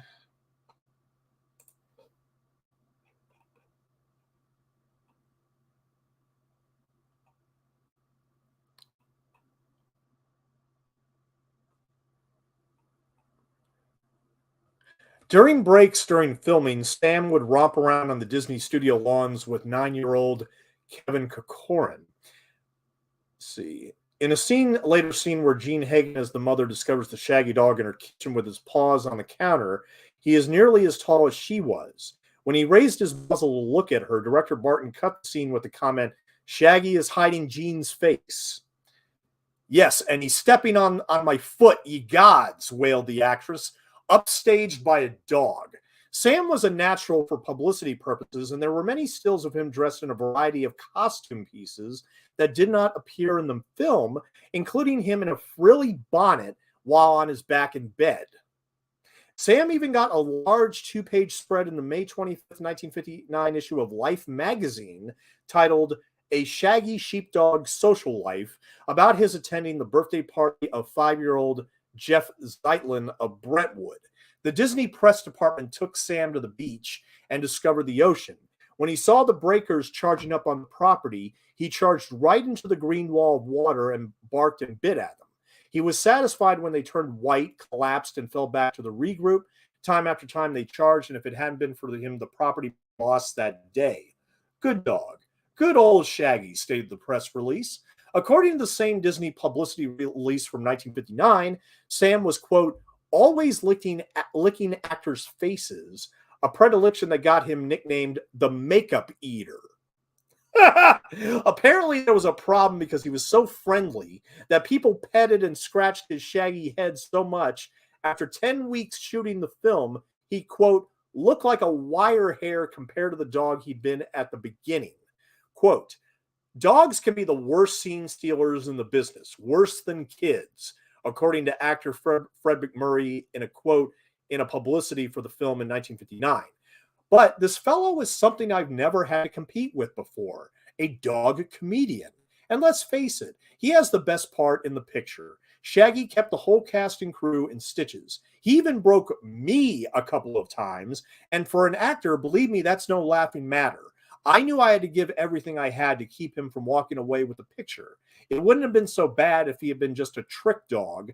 I tell you, he's an actor, and I never saw any amateur catch on to the business so fast as this one did. He's a natural screen personality. And here's, like I said, probably the best moment in the whole film, where the Shaggy dog takes control of a car, a Ford Hot Rod. Comedy's all about reaction. Like I said, it's all about reaction. Oh, yeah, a dog driving a car. Oh, yeah. Now, I love it when Tim Considine yells, get him! that shaggy dog just stole my car. He calls him a mangy cur. Do we still call dogs cur anymore? That sounds like another obsolete term, like with pop. Just I don't hear many people saying cur anymore. All right, I don't want to give Disney any ideas here, but I'm surprised with this franchise that they don't try to redo it as like a Disney Plus series or something like that. Maybe they could I don't know, maybe they could do something different with it, but Bucci, don't you ever speak to me again.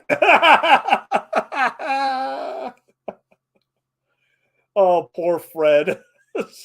Just being.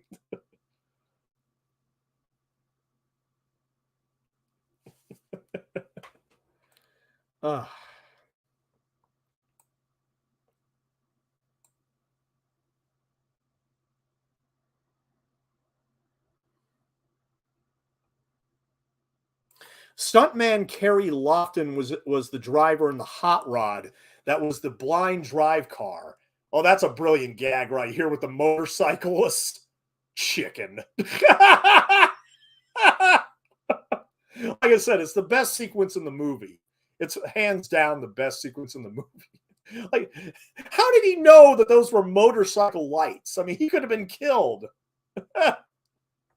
Man. For night shooting, a series of lights on the right-hand side of the road was used for the driver to follow and stay on the road.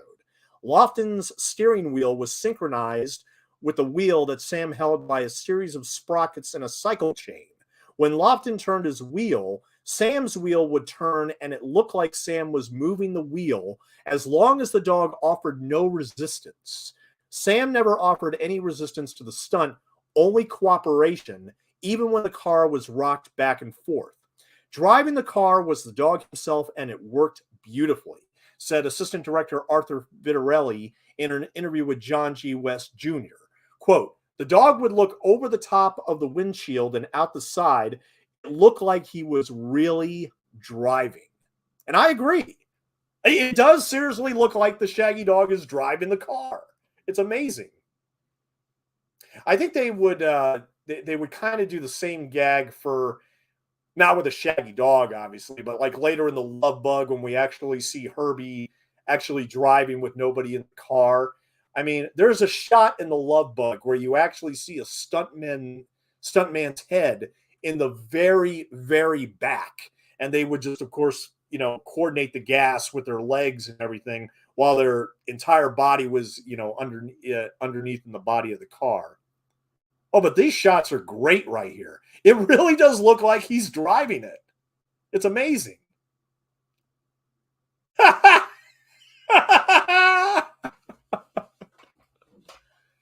Oh, that's good. Oh, now that's obviously a person. That's probably the the stunt Keller that I was talking about before, who did that U-turn. That was somebody with Shaggy Dog makeup on.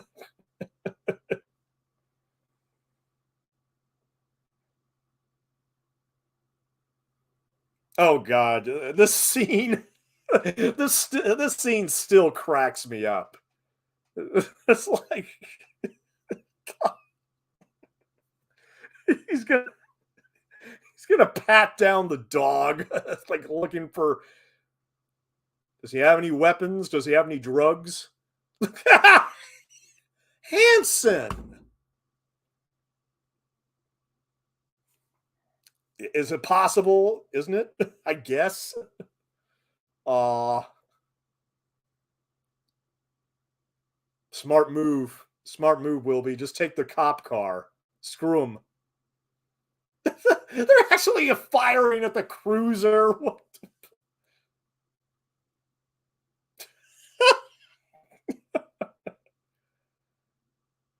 Yeah, something tells me they're not used to driving cars like that. Good old 1950s automobiles.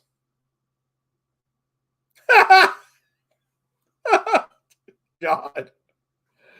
Oh, man.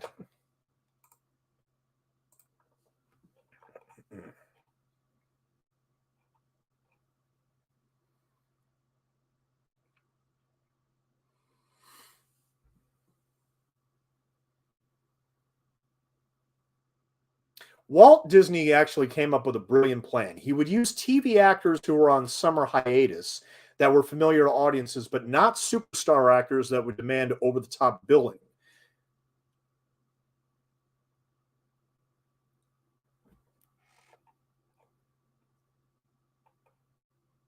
Hmm.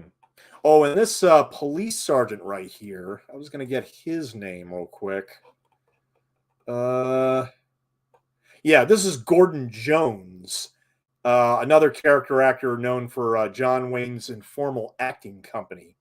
And he would also work a lot with Bud Abbott and Lou Costello.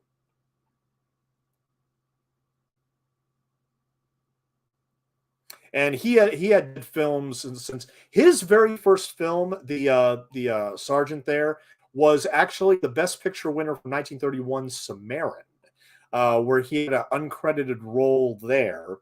And then he did movies like Take Me Out to the Ball Game and The Serial for the Green Hornet. He actually played the Green Hornet in a 1940s serial, which is pretty cool. And he also did like movies like My Sister Eileen, Buffalo Bill, Tokyo Joe with Humphrey Bogart. And this was one of his last films. As a matter of fact, he also did The Absent-Minded Professor and Son of Flubber as well. And his last role was in the John Wayne movie McClintock in 1963.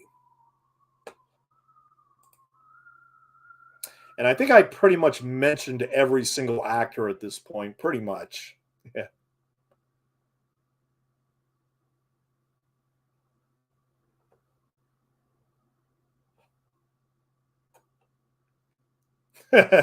And here we have the climax of the movie right here. Mm. Disney Records released a soundtrack. Oh, they did. It features a saxophone track by Fred McMurray, songs by Roberta and Moochie, and a booklet, A Day in the Life of Shaggy Spending Time with Man's Best Friend, Annette. Yeah, I noticed that there were a lot of publicity shots of like Annette Funicello and the dog. All right, now wait a minute. Wait a minute. Okay, that cut was really bad because we clearly saw, the Shaggy Dog in costume just push the guy into the water. Although in the Shaggy D.A, we're going to see some stuff that is a bit worse than that, to be perfectly honest. I think Shaggy Dog is a slightly better movie than Shaggy D.A, although, but we'll get to the Shaggy D.A. I mean, there's a lot of stuff to talk about with Shaggy D.A when we get to that. Yeah, here's Sam saving Roberta's life here. And all the cops show up.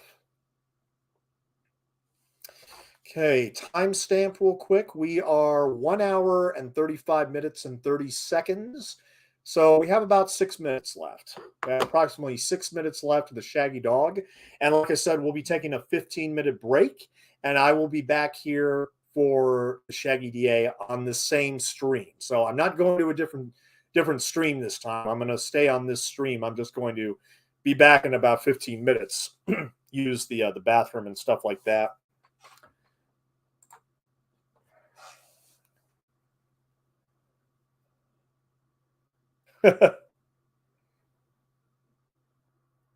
Yeah, that's Sam doing all of that. Wow.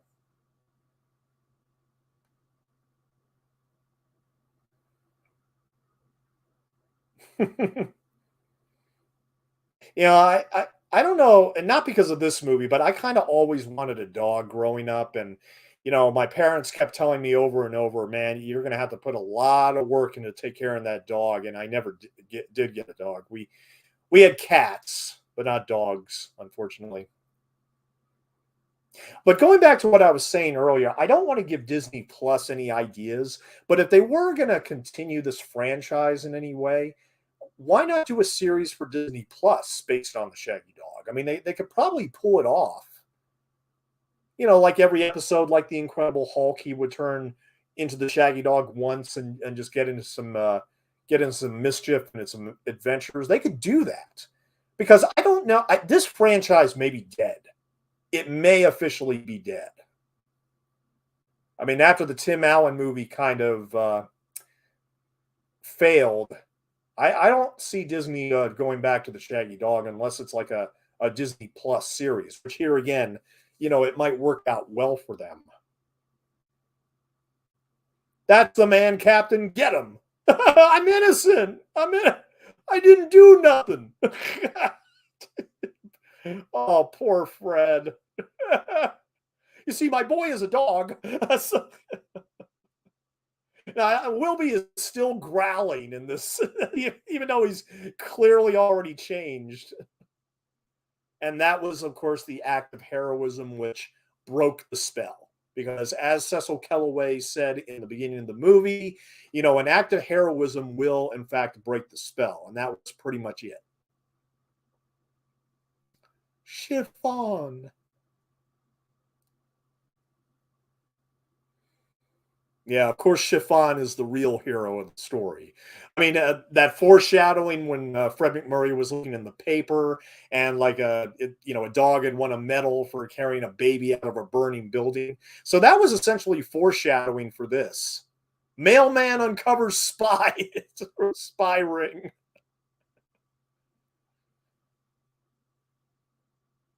Sheepdog and mailman team up. And here, of course, is the very last scene of the Shaggy Dog. And here again, Dean Hagen playing a very thankless character. They give her the bowl and the other trinkets, and she's like, "No, hey, you're the housewife. Move these little things out of the room. We don't need them." It's like how patronizing. You know what I'm saying? Like I said, it would only be 3 years later until Betty Friedan's The Feminine Mystique changed everything. It really did. How about me with my arm around him like this? And of course, we have to wrap up the whole, rivalry between Buzz and Wilby. Yeah, Wilby is kind of given the shaft in this movie. I mean, he's not given the accolades and awards that he kind of deserves, and you know, I kind of wish he ended up with Annette Funicello. I kind of wish that, but well, anyway, it was sure nice for Francesca to give us the dog. Yes. And that old house is sure going to seem empty without that girl going back to Paris. Yep, yep. We just got to wrap all this up. Let's wrap it up. I was getting tired of all that French lingo anyway. Yeah, sure you were, Buzz. Sure you were.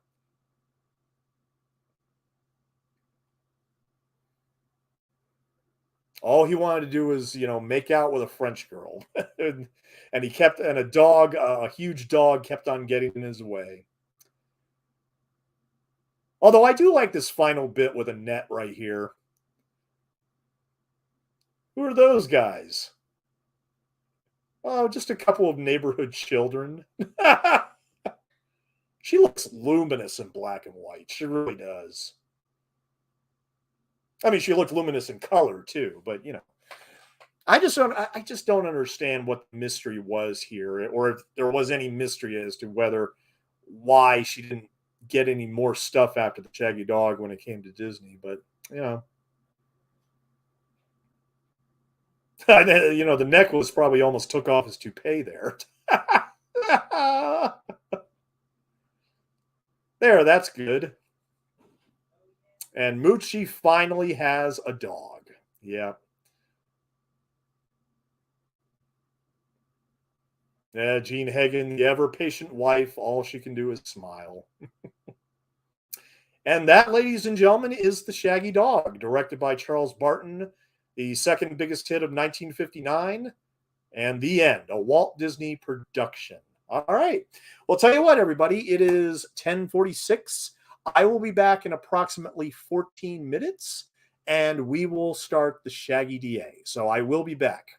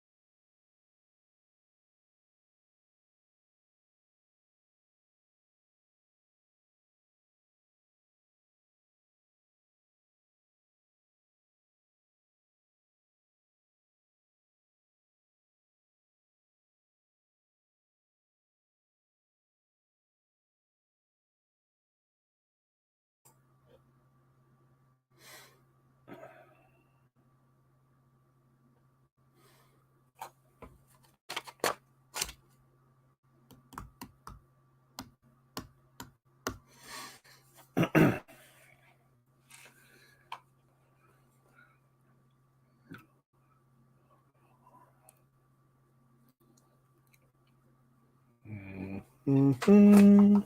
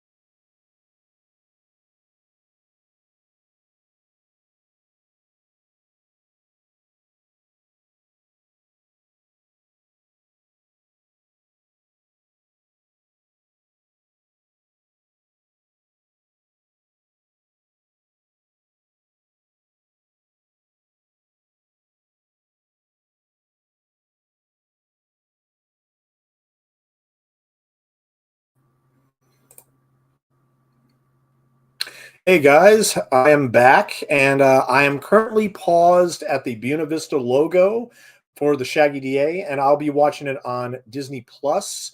But it is also available as a $4 rental at Amazon Prime. Before we get started on the Shaggy DA, I wanted to let everybody know of my next two audio commentaries, which will be on Saturday night.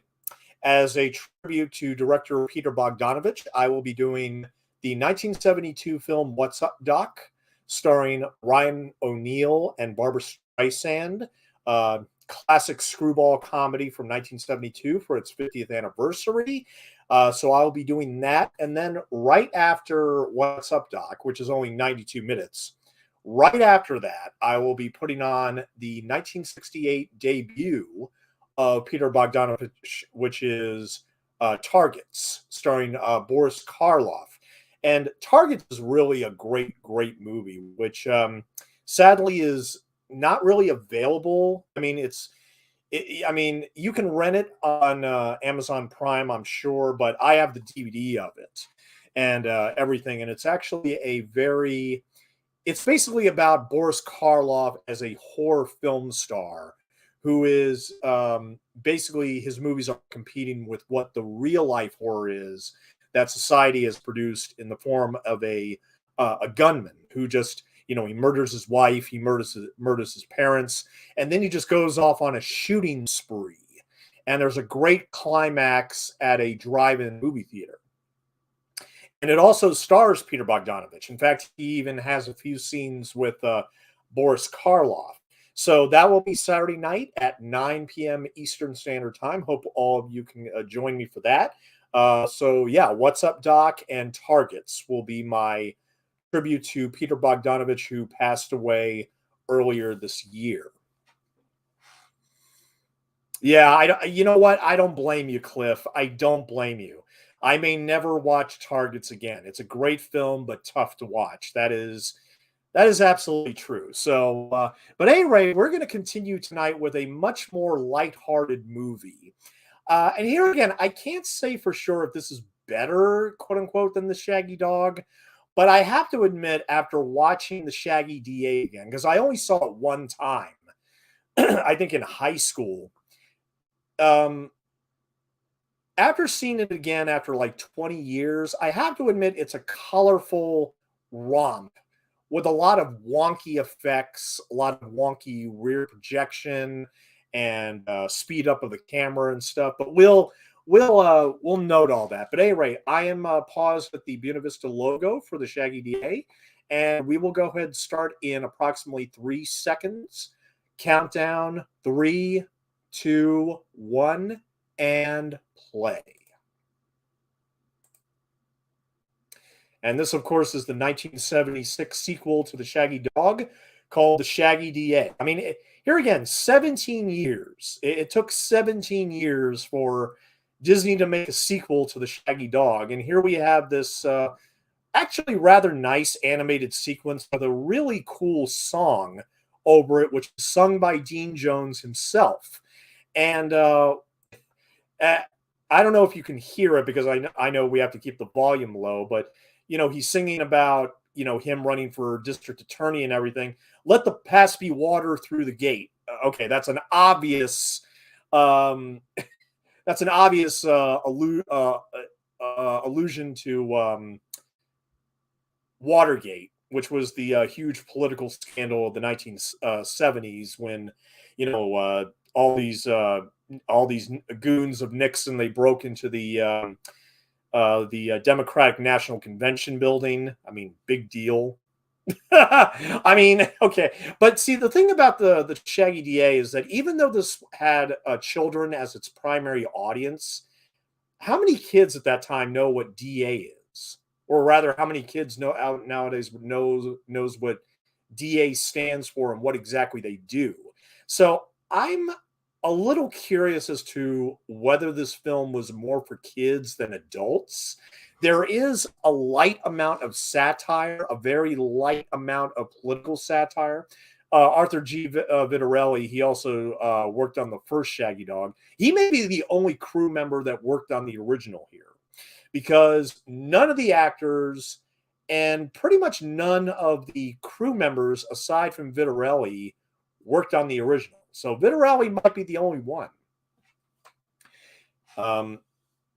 And as I said before, there after the Shaggy DA in 1987, we had the Return of the Shaggy Dog, which took place between Shaggy Dog and Shaggy DA, but it also focused on Wilby Daniels and actually has Moochie.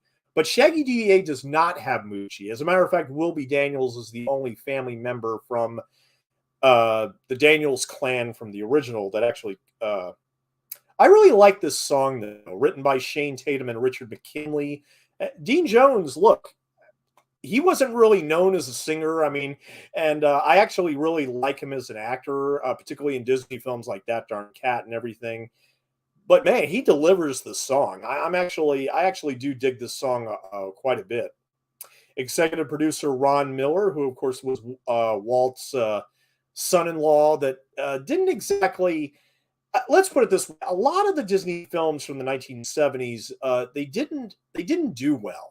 The thing is, they were trying to hold on to that squeaky clean image that Disney always put in his films, and I mean that's the thing. This was 4 years before we had the first PG rated film from Disney, which was The Black Hole, and then we also had The Watcher in the Woods, which incorporated more adult themes and elements and even profanity in Disney films. Now, but this film is directed by Robert Stevenson, and this was his very last film. I mean, he directed Mary Poppins and That Darn Cat, which I mentioned before, and he also directed The Love Bug with Dean Jones.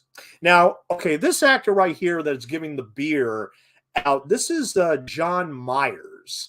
And John Myers, a lot of people will recognize him from History of the World Part 1, the Mel Brooks movie. And he also did a couple other Disney movies in 1972, which I may do commentaries for. I know I'm going to do the second Kurt Russell film, which is Now You See Him, Now You Don't, which he is in. And he's also in Snowball Express with Dean Jones later on in the year.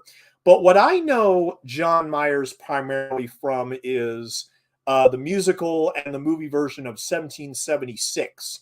He played the New York.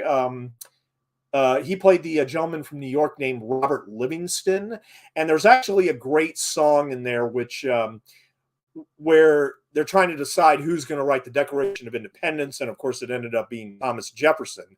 But Robert Livingston's excuse was that, well, my wife is about to give birth and we're going to be celebrating and everything. And he actually sings all this. He sings, I've been presented with a news son by the noble stork, so I'm going home to celebrate and pop the cork with all the Livingstons to gather back in old New York. Yes. And 1776 is my favorite musical of all time. I will be doing a commentary on it July 3rd of this year. So mark your calendars because I will be doing 1776. And I will be doing Now You See Him, Now You Don't. I don't know about Snowball Express, to be honest, but I will also be doing another Disney movie later this year called Napoleon and Samantha with Michael Douglas and Jodie Foster. So here we have Dean Jones, and he's playing Wilby Daniels now, taking over from Tommy Kirk in the original. And basically, he comes home and notices that everything in his house has been stolen. A victim of a robbery. So he goes to John Myers' home to use his phone, and gets the idea to run for district attorney.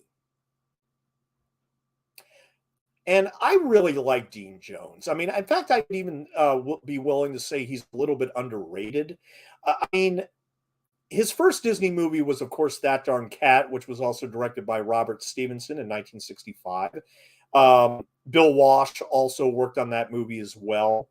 And it's not my favorite Disney movie, but it's definitely in my top three, along with Mary Poppins and Pete's Dragon, which I will bring up Pete's Dragon a few more times throughout this movie. But because there's a lot of familiar faces. There's a lot of familiar faces from the Disney studio, which I'm sure you'll all be amused by, especially if you're familiar with a lot of these Disney films of the era.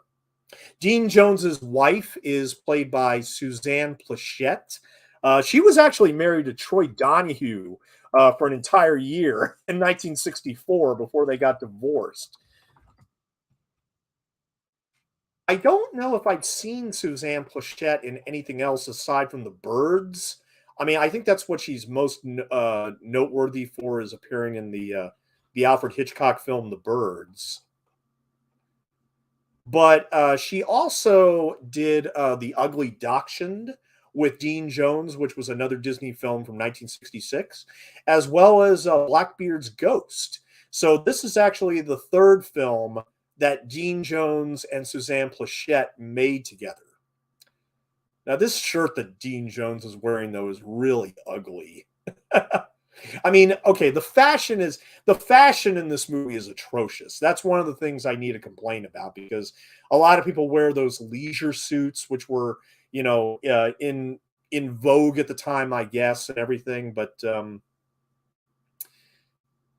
okay, so yeah, the same robber comes back to steal whatever they have left, which are the clothes and the blanket. I mean, this is a little too far-fetched. A little too far-fetched. And oh yeah, he manages to take the blanket off without either of them stirring.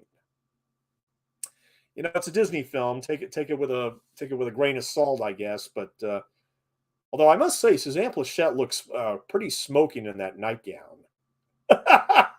she looks pretty smoking in that. But yeah, it's weird because this movie, as a sequel to The Shaggy Dog, it's very odd. It's a very odd sequel because Wilby Daniels is the only character that comes from the original. We never even mention the parents or Moochie ever. Now, of course, he does have a young son here, played by, let me get his name real quick. Shane Sunuko is the name of his son, who plays Brian. And he didn't do a lot of movies after this. I mean, he did some more television work, but he actually was in the Bourne Supremacy all grown up as a Marine. Yes. The old-fashioned way of doing politics with these cars and their bullhorns on top of them and everything. It's really, really 1970s. I mean, just like the Cold War dated the Shaggy Dog, well, the politics and the wardrobe are going to date the Shaggy D.A. But and this movie does have a lot more slapstick than the Shaggy Dog ever did. In fact, we're going to get some rather. I mean, we'll see. I mean, there's going to be pie fights. There's going to be a lot of messy stuff in this movie. I like that sign in the background. Ming Lo Chinese American Restaurant. Now, this is definitely the Disney backlot. In the original, it was actually the Universal backlot, I just realized. But this is the Disney backlot. Anybody out there in the chat, have any of you ever seen the Shaggy DA? I mean, I know I like I said, I saw this once in high school, and I didn't really have much of an opinion on it back then. I mean, watching it now, it's colorful and fun, but it's also very, very typical of 1970s Disney films. I mean, especially with the slapstick and everything. And I would never even try to kiss this kid with all this crap on his face.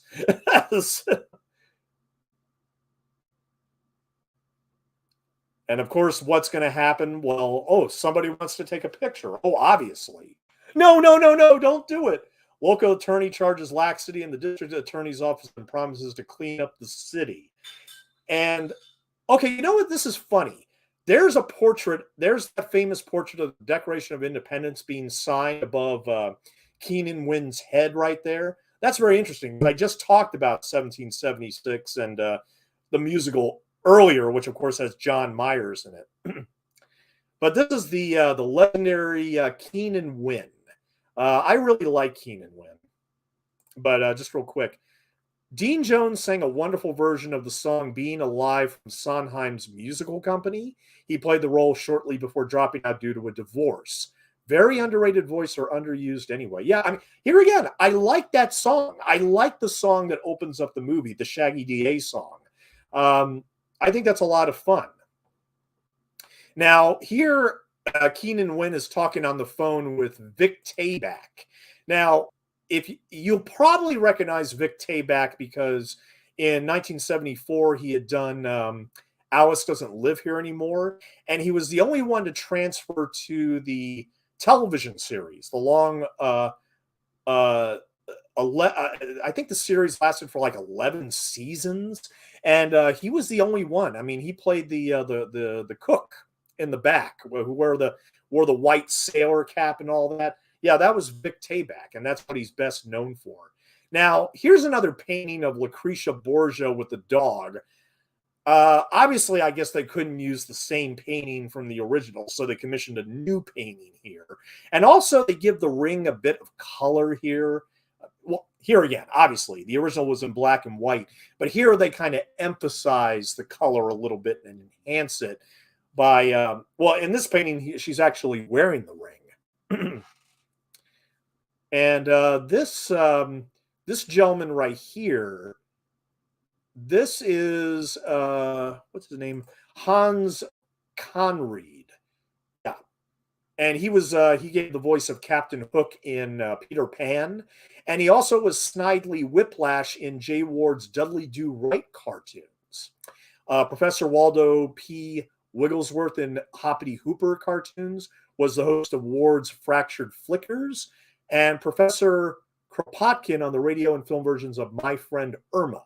And he also appeared as Uncle Tonbus on Danny Thomas's sitcom Make Room for Daddy, and he also appeared on I Love Lucy. And guess who appeared on Make Room for Daddy, which was also known as the Danny Thomas Show? Gene Hagen, who was in the original.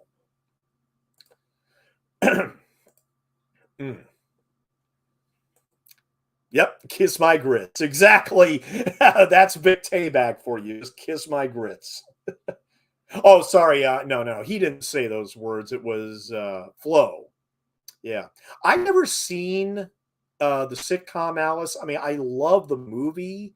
Alice Doesn't Live Here Anymore so much, and Vic Tayback is great in it. I've never seen the show, despite the fact that it went on for 11 seasons. I heard that once the actress who played Flo left, like after the 5th season, it just went way downhill after that. But it had like a strong run for like 5 or 6 seasons before she left.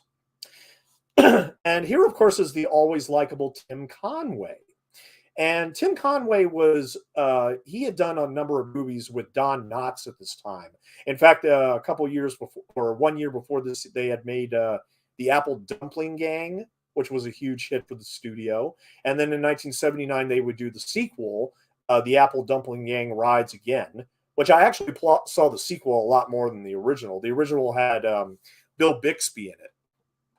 And yes, Flo, it plays on reruns here. Oh, great. And here's our new Shaggy dog, whose name in this movie is Elwood.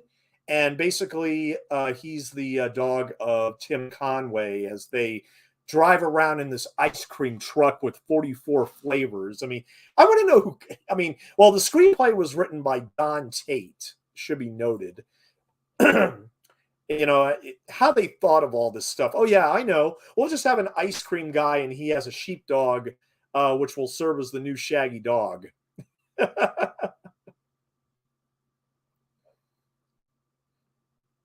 This dog actually looks very similar to the original. I mean, I'm pretty sure it's, if not the same breed, but pretty close to the same breed.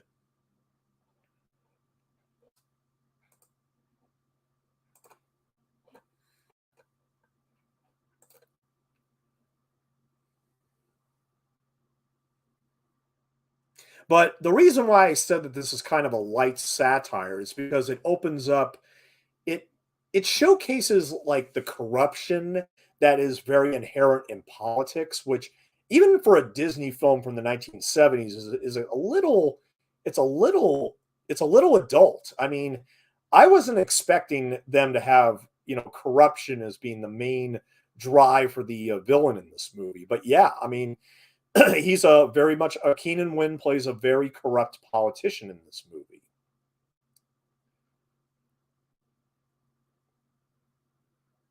Yeah, so Suzanne Plachette in that hair. Oh God, it's amazing. Yeah, like I said, I think this movie's biggest issue is the wardrobe. I don't know. I mean, just with those leisure suits and those shirts with the giant collars and everything.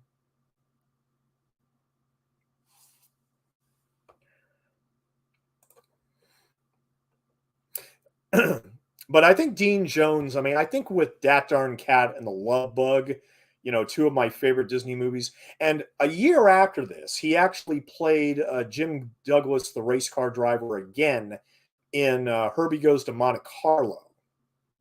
But that was by a different director than Robert Stevenson. Robert Stevenson directed the first two Herbie movies, Love Bug and Herbie Rides Again. But Dean Jones was not in Herbie Rides Again. And that has always bothered me. As John knows very well, our favorite actor, Ken Berry, was in Herbie Rides Again. And I'm not a fan of Herbie Rides Again. I've watched it numerous times. And my big issue is not because it doesn't have Dean Jones in it, but the fact is we don't see Herbie in his element. I mean, the whole idea of Ken Berry trying to save Helen Hayes and her firehouse from Keenan Wynn, and yes, Keenan Wynn was Alonzo Hawk in Herbie Rides Again. Excuse me.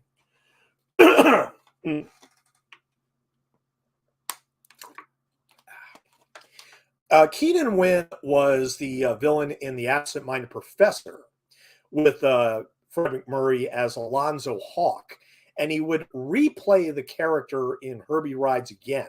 Now, even though Keenan Wynn does not play Alonzo Hawk here in the Shaggy D.A., he might as well.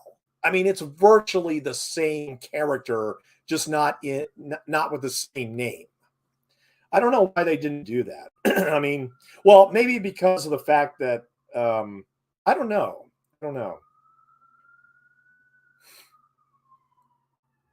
I mean, I like Keenan Wynn in these Disney roles as Alonzo Hawk, but at the same time, I just don't understand why they didn't have him just play Alonzo Hawk again.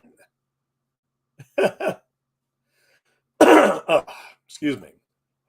Hmm.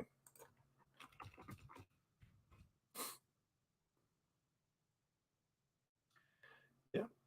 And Tim Conway, he passed away only 3 years ago. He passed away on May 14th, 2019, at the age of 85. And he was on, he had his own show. He was on Carol Burnett, the Tim Conway show. He was on McHale's Navy during this time, although he actually served in the Army.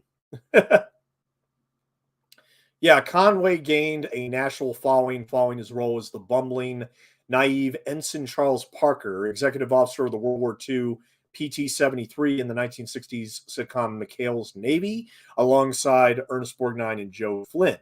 Borgnine became a mentor and a good friend to Conway, and Conway appeared at Borgnine's 90th birthday celebration, and 4 years later paid tribute to his friend at the 7th annual Screen Actors Guild Awards on TNT.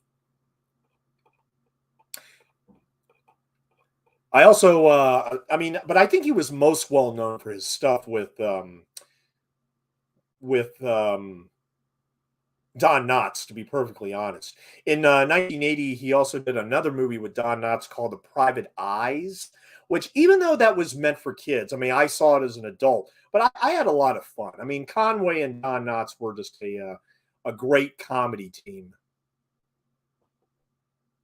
They were also, another movie they did together was the Walt Disney film Gus, which came out in July of '76, only 6 months before this movie. Although I've never seen Gus, so I can't say for sure if they were together or not. But Shaggy D.A. came out in December of 1976, and it struggled in the beginning because it opened around the same time as King Kong, and it wasn't until after the Christmas holidays when the Shaggy D.A. actually gained some traction at the box office and made a bit of a profit. I'm not sure what the budget was, but I know it made about 10.5 million.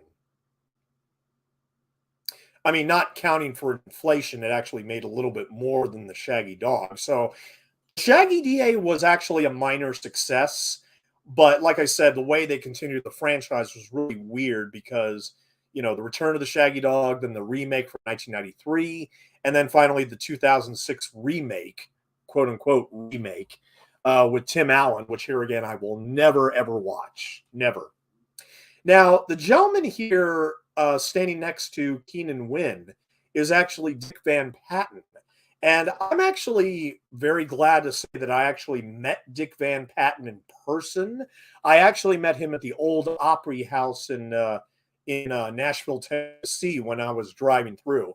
And I just had to ask him. I went up there, I got an autograph from Dick Van Patten, and I just had one question for him. When is Mel Brooks making another movie? Because this was right after Dracula Dead and Loving It. And he just told me, look, I have no idea. He said, I have no idea. I'm just waiting for the next phone call. I mean, he was in so many Mel Brooks movies. History of the World, I think. Robin Hood Men in Tights, and Dracula Dead and Loving It. I mean, yeah, Dick Van Patten, he made a lot of stuff with Mel Brooks. And okay, now here's where the rules from the original kind of are modified a bit, because in the original, Willie Daniels reads this inscription on the ring, and he turns into the Shaggy Dog. And it's only due to an act of heroism that can break the spell. And in that movie, he changes into the Shaggy Dog only 3 times. And it's only when he saves Francesca at the end does he go back to being Wilby Daniels for good. Or at least that's what it's implied. In this movie, oh God, look at the makeup on that. That's pretty bad. But in this movie, I am Elwood. Elwood, of course, was the name of the Elwood P. Dowd from Harvey. I'm pretty sure that was intentional. I'm pretty sure that was very, very intentional. But in this movie, basically, whenever somebody says the inscription, he turns into the Shaggy Dog for like 5 to 10 minutes, and then eventually goes back to being Dean Jones, which is a change from the original I don't necessarily understand. I guess they wanted to, this was a different story, and I guess they had to change the rules a little bit to fit into this new story of him running for district attorney. But I don't understand what the rationale was behind that rule change regarding the ring and him changing into the Shaggy Dog, or in this case the Shaggy D.A.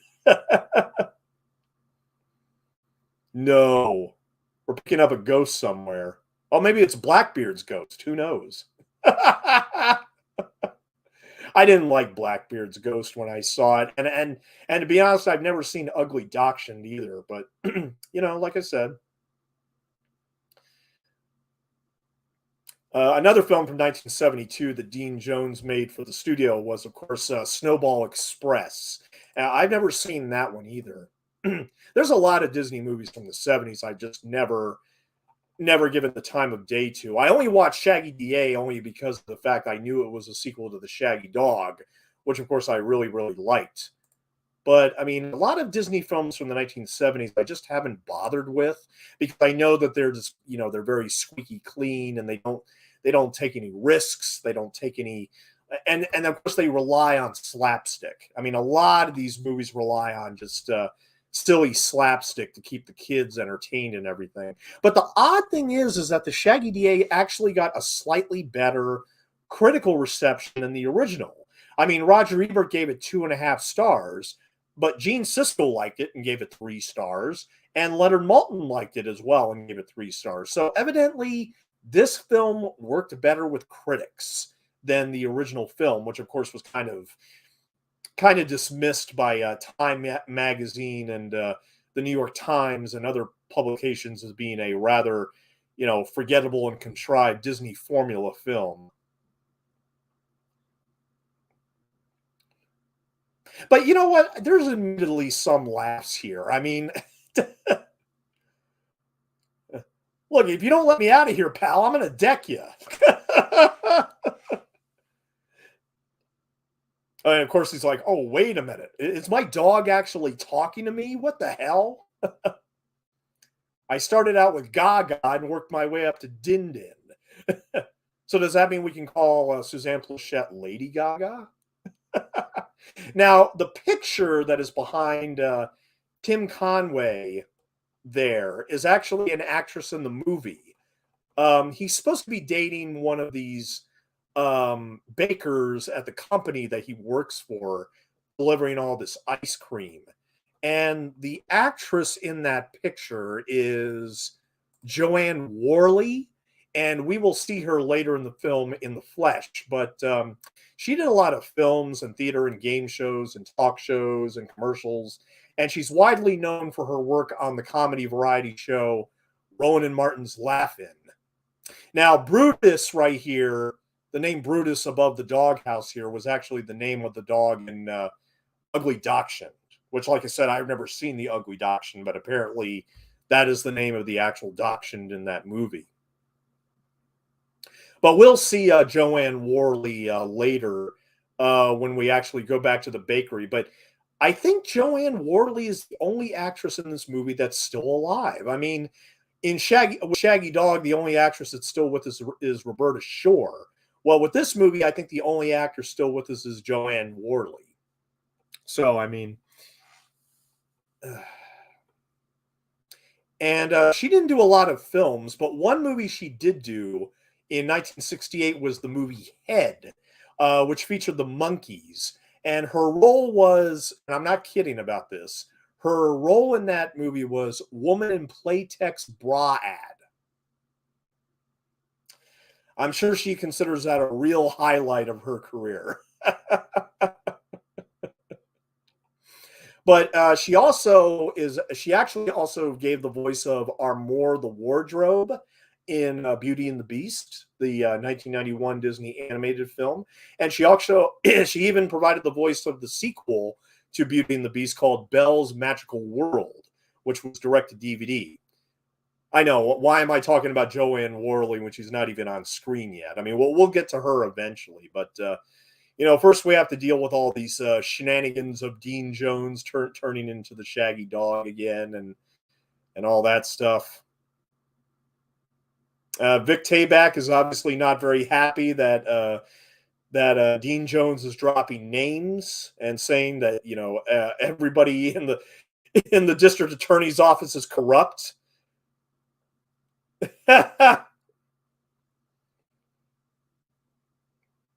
Yeah, there's Dick Van Patten right there standing next to Keenan Wynn. And we'll talk about Keenan Wynn more a little later.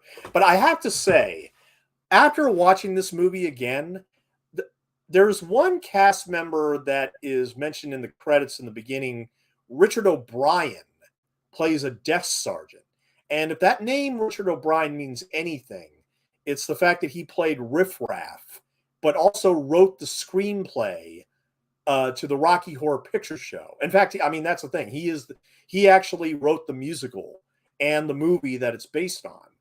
And he plays a desk sergeant in this film. I honestly was not able to track him at all. I saw this movie twice this week in preparation. I couldn't find Richard O'Brien in this movie at all. But apparently he's supposed to play a desk sergeant. I don't know if he was cut out. I don't know what the deal is there. But yeah, apparently Richard O'Brien is in this movie somewhere. mm. Mm.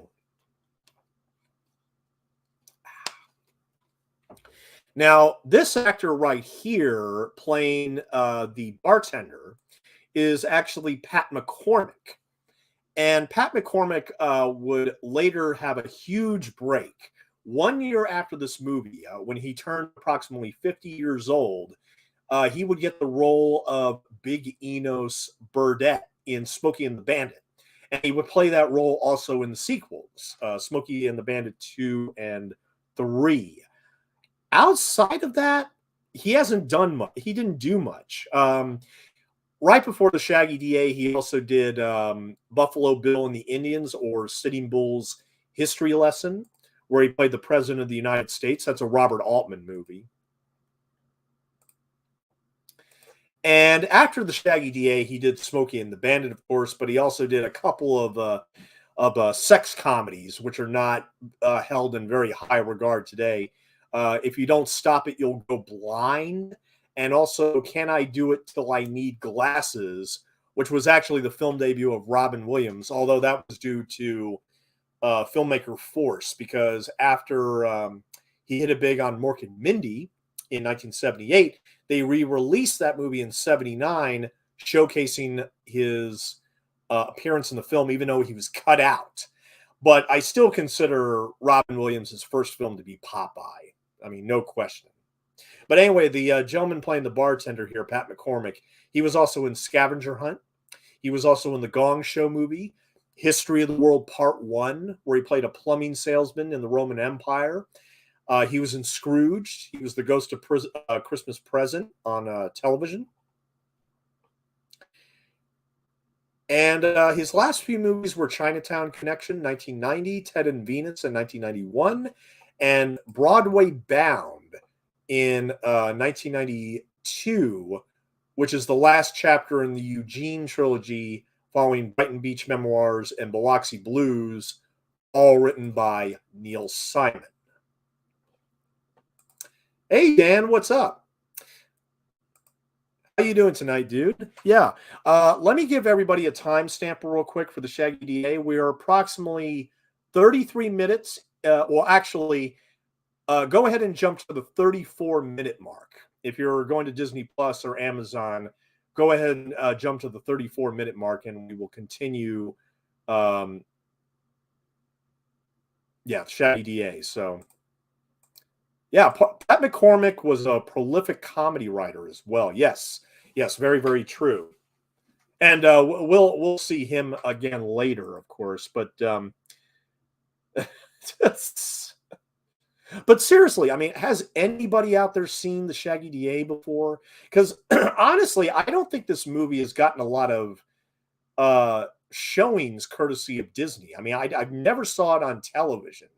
I mean, I saw the Shaggy Dog on television numerous times. I never saw the Shaggy D.A. It kind of has a very, I don't know. I don't think that people are familiar with this movie, nowadays. I really don't think so. But, here again, it has its moments. Okay, here's Joanne Worley right here, who I was talking about in depth before. Like I said, the only living actor left from this movie, aside from the son, of course, who, like I said, played a Marine in the Bourne Supremacy, but hardly did anything else for after that when it comes to acting.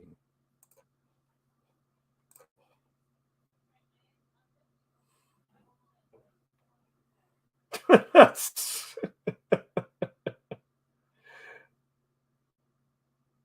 well, it's not a ring, actually. It's see, this is typical of what Disney passed for humor at that time. Like, okay, we'll just have her throw these ice cream buckets, and then he loses control of all the buckets when she throw that's pretty typical of this time. But in canis corpore transmuto, here we go again. So every time somebody says those words, he's going to turn back into the Shaggy dog again. And and obviously he does act of heroism late in the movie. It doesn't really acknowledge that. I mean, it doesn't really remind us from the original film that, oh yeah, remember that in order to break the spell, he has to commit a act of heroism. That's only explained in the original. I mean, here again, I don't know if the filmmakers on the Shaggy D.A. assumed that you had seen the Shaggy dog before, but yeah, I wonder if they actually glued those glasses to the dog's face. I hope they didn't, because he has to go running around with those glasses on, and I would have expected him to the dog to either take off the glasses or them to fall off. I mean, I hope it wasn't like taped or glued to his ears or something, because that would be horrible. Dick Van Patten is like, wait a minute, did Wilby just turn into a dog? All right, now this cab driver right here, this gentleman is his name is Henry Slate, and he's a very familiar face when it comes to Disney movies. But he had started out in the late 30s, in the early 40s. He played You're in the Navy Now as Chief Engineer Ryan. He was in Rhubarb, which I talked about before, where the cat won the award and everything. He was in Bloodhounds of Broadway, 1952. I actually have that on DVD, actually. He was in the 52 remake of The Jazz Singer, Three Sailors and a Girl. He played a lot of Navy guys. I mean, but what I know him mostly from is Pete's Dragon, because he played one of the three fishermen in Pete's Dragon. And I've seen Pete's Dragon a billion times. But yeah, he's in that as one of the fishermen who doesn't believe that Elliot is a real dragon and everything. But he also did Rock Around the Clock, 1956, and Pete and Tilly, 1972. And in 1975, he did his first Disney movie, which was The Strongest Man in the World, which is the third of that Kurt Russell trilogy, along with the computer that wore tennis shoes and Now You See Him, Now You Don't, which, like I said, I'll do a commentary on in a couple months.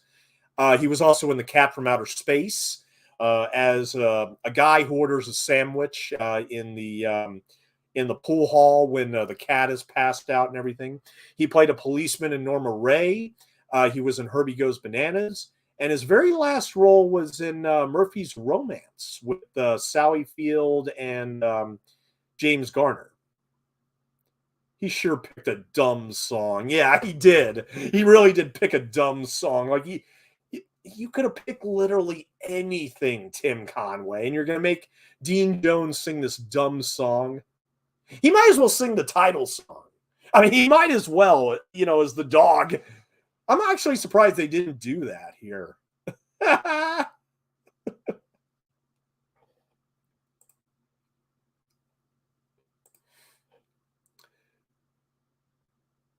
I actually do like these scenes with Tim Conway and Pat McCormick. I mean, here again, I mean, if you like a lot of these familiar faces, this is a very comfortable watch. I mean, it's not it doesn't, like the original, it doesn't take a lot of risks, and it keeps everything with the simple gimmick of, okay, he's going to turn into a Shaggy dog like 3 or 4 times throughout the story. This one is slightly different because halfway through, when Keenan Wynn realizes, oh, once I say these words, he's going to remain a sheepdog, and he keeps saying the words over and over again so he doesn't turn back into Wilby Daniels. He just shakes the dog. Good luck, old buddy.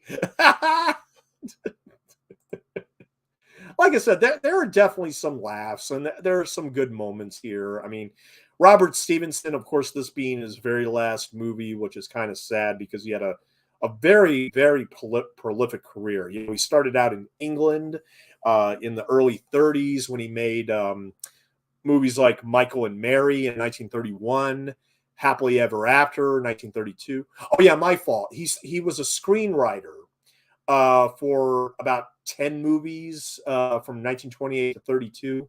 And then he directed Happily Ever After, which was the only German film he directed, but it was also the very first film that he directed He was also in Backstreet, 1941. He for 20th Century Fox, he went over and did Jane Eyre in 1943 with Orson Welles, and it's actually a pretty good movie. The thing about that version of Jane Eyre, though, even though the noir elements that are there in full force, or not noir, but the gothic elements, the truth of the matter is the 1943 version of Jane Eyre is not a it's not told from Jane's point of view, and that's the biggest problem. In fact, it's told from Orson Welles' point of view as Rochester.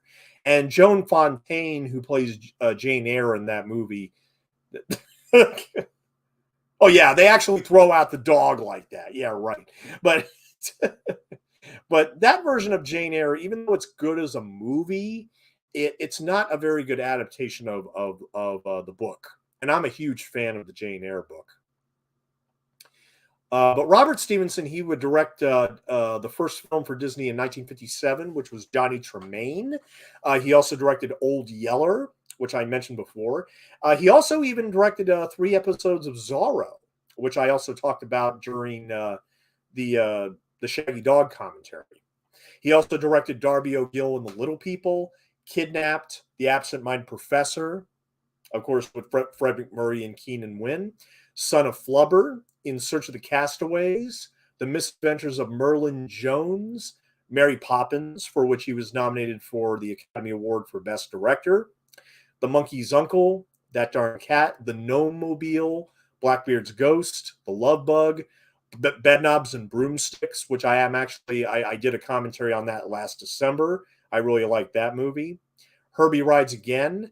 And then finally, The Shaggy D.A. in 1976 was his very last movie after a career that spanned 40 years. Now, the actress in between, the actress in the white outfit there that's talking right now, like this is a personal matter and everything, she was in That Darn Cat. She played the landlady who is very suspicious of the activity going on in one of the apartments where these 2 guys, these bank robbers, they kidnap a bank teller and they hold her hostage. And one day the cat comes in and everything, and she uses the collar to scrawl on their help. And so that woman right there, she was the landlady who was highly suspicious of both of the bank robbers and That Darn Cat. Yeah, there she is right there. I can't. I'm not going to dig for her name right now, but yeah, I recognize her from That Darn Cat. Yeah, I love so many of the actors in these movies. Joe Flynn. Oh yeah, Joe Flynn, absolutely, from the Love Bug and everything. He wasn't in this, but he was with many of the Disney films of this era. Absolutely. I mean, like I said, I mean they, what I call them like stock players, and they would use them, all throughout these little bits, all throughout these movies. Shaggy D.A. has a lot of characters. For a 91-minute movie, it has a lot of characters. A lot. Okay, let's do a timestamp real quick. We are very close to the 45-minute mark. We're about 20 seconds away from the 45-minute mark, so we're about halfway through. The Shaggy D.A. only runs about 91 minutes. Like, oh, God. Yeah, Tim Conway is smashing his face in the revolving door there. All right, now all these bakers go crazy are looking for this Borgia ring so they can collect like $2,000 and everything. And of course, this sets the whole sequence where we have pie fights.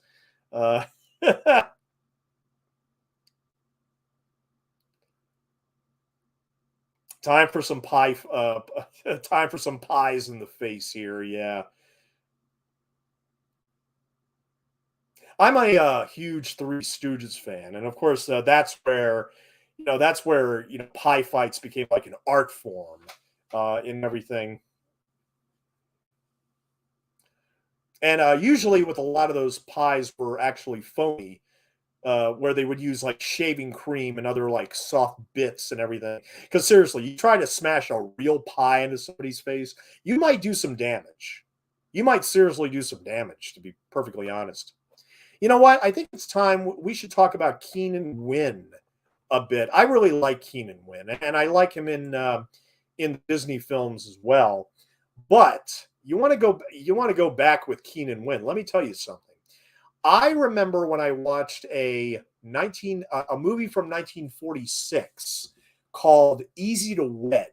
Not many people have heard of Easy to Wed, but it was actually a remake of a 1936 film called Libel Lady, and it had Lucille Ball and Keenan Wynn, and the other names escape me at the moment, but it was a remake of the 1936 film Libeled Lady, which is actually my favorite screwball comedy of all time.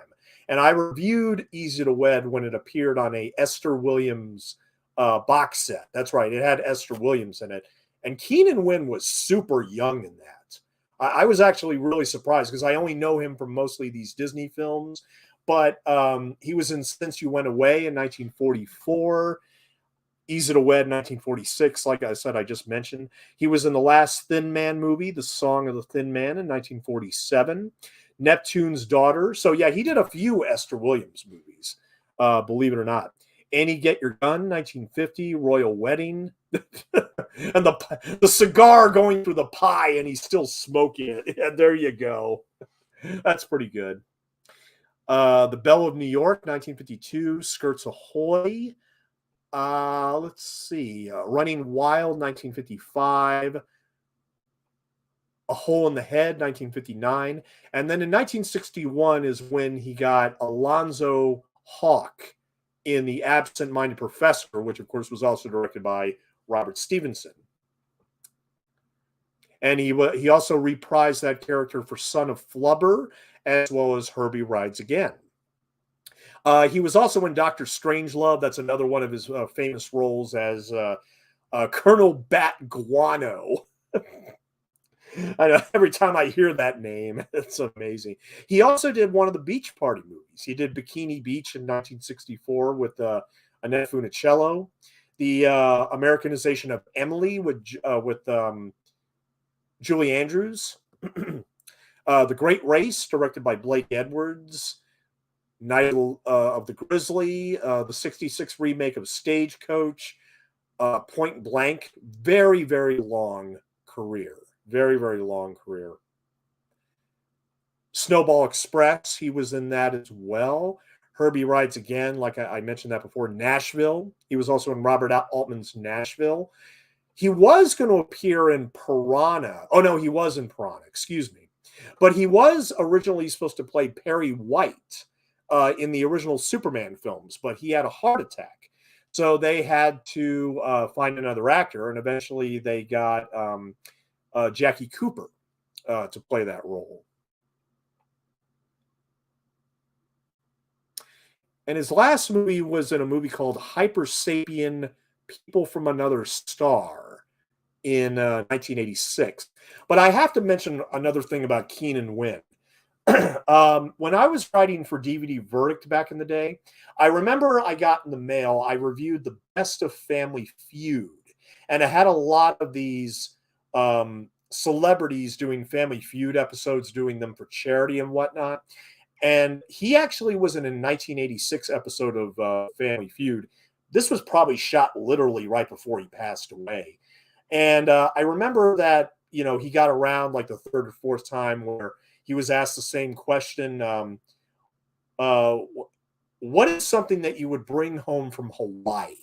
And this was like the third time he was being asked that question. And he kind of thought about it for a bit. And he just says, how about a Hawaiian?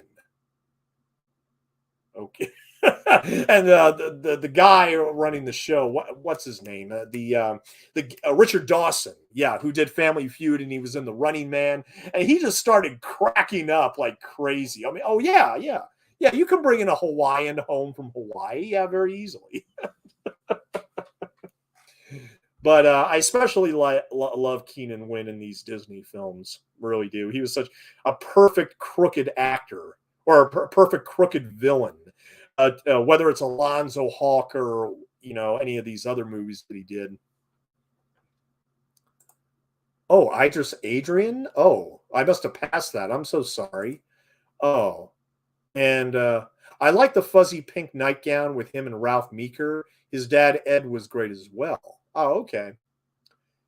Hey, John, if Idris Adrian shows up again, let me know because I'm not exactly sure who that is. Let me look in the cast real quick. Oh, she's the manageress. That's right. From That Darn Cat. That's who that is. That's the actress I was mentioned before who played the landlady. That was Idris Adrian. Mm-hmm. Now, Keenan Wynn, of course, is going to use this ring to his advantage here. And now he's determined to keep Wilby Daniels as a dog because he's not willing to drop out of the race for district attorney. Woof.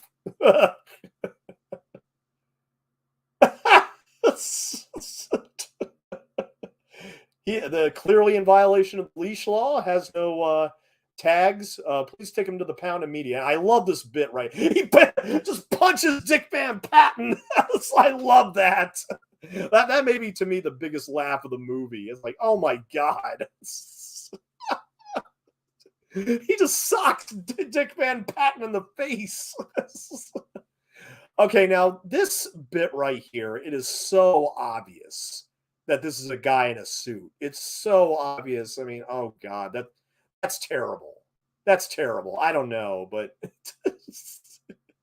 okay, now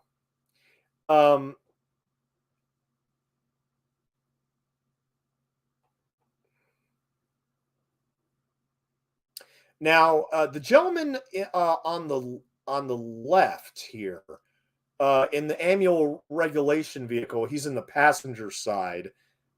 That, if you recognize his voice, that is the same guy that voiced Piglet in all the animated Walt Disney features. In fact, he was even voicing Piglet well into the 2000s before he passed away. What is his name again? John Fiedler.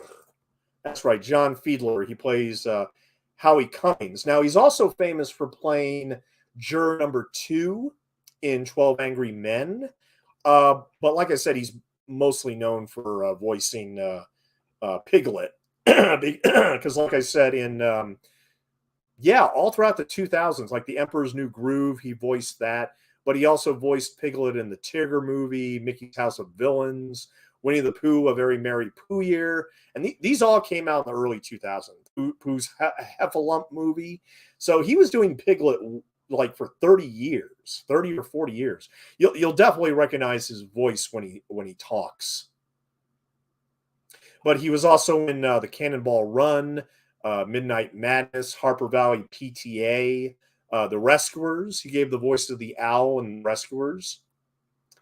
But yeah, it was literally in 1974 that he got the Piglet voice for The Many Adventures of Winnie the Pooh.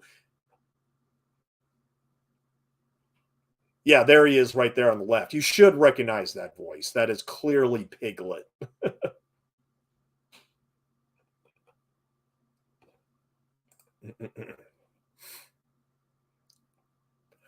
So yeah, Dean Jones as the Shaggy Dog has to get away, and he's got cops after him. He's got the district attorney after him. He's got every animal control. Everybody is chasing Wilby Daniels now.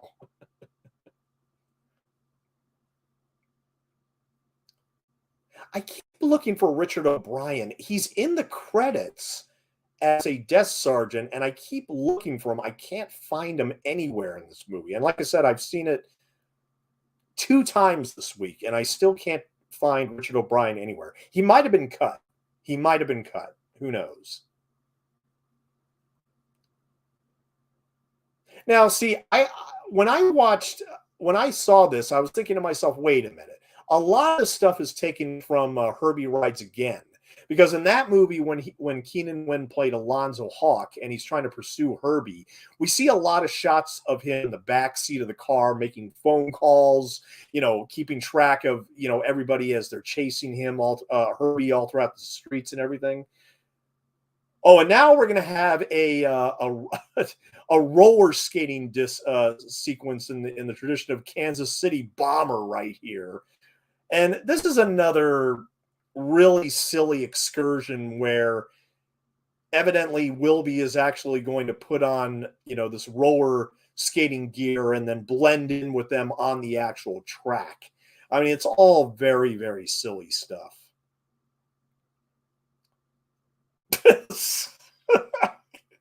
A Keenan Wynn and the guy with the giant net. It's like, we got to find this dog, man. It's so silly. It's so silly. Tim Conway, he had to buy a ticket. See, that's messed up, man. Why do the corrupt politicians get a pass? But, somebody who has to go in there for his dog, like, no, you need a ticket. And here we have some more, atrocious rear projection and everything. Man, where's Raquel Welch when you need her?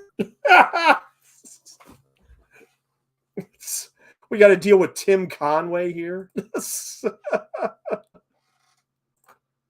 Oh, that was his dad? Oh. Yeah, his dad, Ed Wynn, was the voice of the Mad Hatter. Oh, okay. Now, see, okay, really? Even if I was a kid in 1976, I would be, oh, no, no. No, no, no, no, no, no. I mean, I'm sure on paper this was kind of funny, but oh man, this is really silly.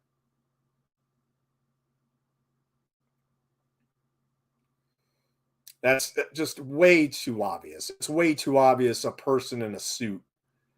I mean, and of course, Elwood is going to drive the ice cream truck. In the original Shaggy Dog, he drove the Ford, and now he's going to drive the ice cream truck. Yep. A dog that talks, sings, skates, and drives. Well, yeah, we know we know he drives because he drove in the original.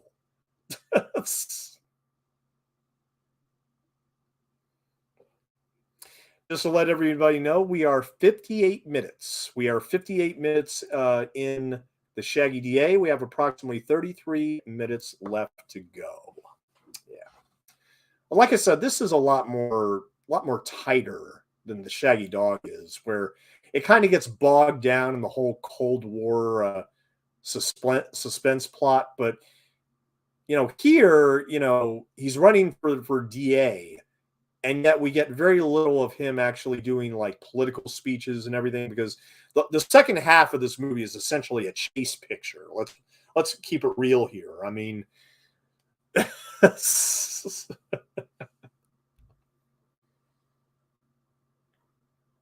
of course we have the traditional bumbling cops who get into all sorts of disasters and everything. Lose them, we cream them. Okay, I mean, there's just not a lot of memorable dialogue here. I mean, the movie has its moments, it has its fair share of laughs, but man, it's a little too silly, I think. Even for 76 audiences, I think this was just a tad too much. But here again, critics liked it better than the Shaggy Dog. I can't really explain that. Sorry, Tim. I got a better chance on Paw. Yeah.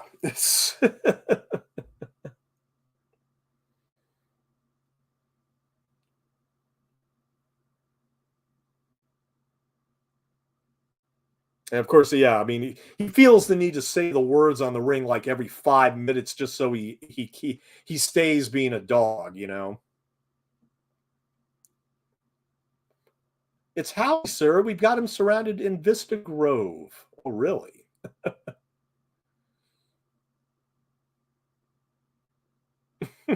But Herbie rides again. Yeah, I mean, Keenan Wynn is in the back seat a lot in that movie. I'm sure in the other movies where he plays Alonzo Hawk as well.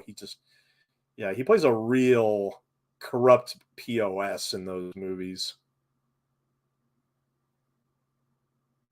It's the tranquilizer gun, sir. Now this is a little awkward right here. The way the dog is like hiding in the tree here. It's like, eh, I guess. I guess. Withdraw from the race or else. Oh no, I'm in this race till the end. Damn. Well, see, I mean, you think this is bad. You think this is bad where they're about to shoot the dog with the tranquilizer. We're going to go to actually the pound where he almost gets euthanized. I memean, of course, in a 70s Disney family comedy, you know, that's exactly what we need. A dog about to be go to the gas chamber. It's Dick Van Patten. Yeah. Hey, he looks like a first timer. I wonder what he's in for. Vagrancy. What else?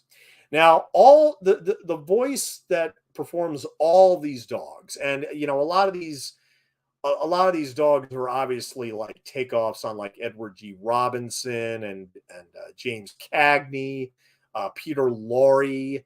They're all voiced by the same actor who is George Kirby. And he was a comedian and a singer and an actor, and he actually started out.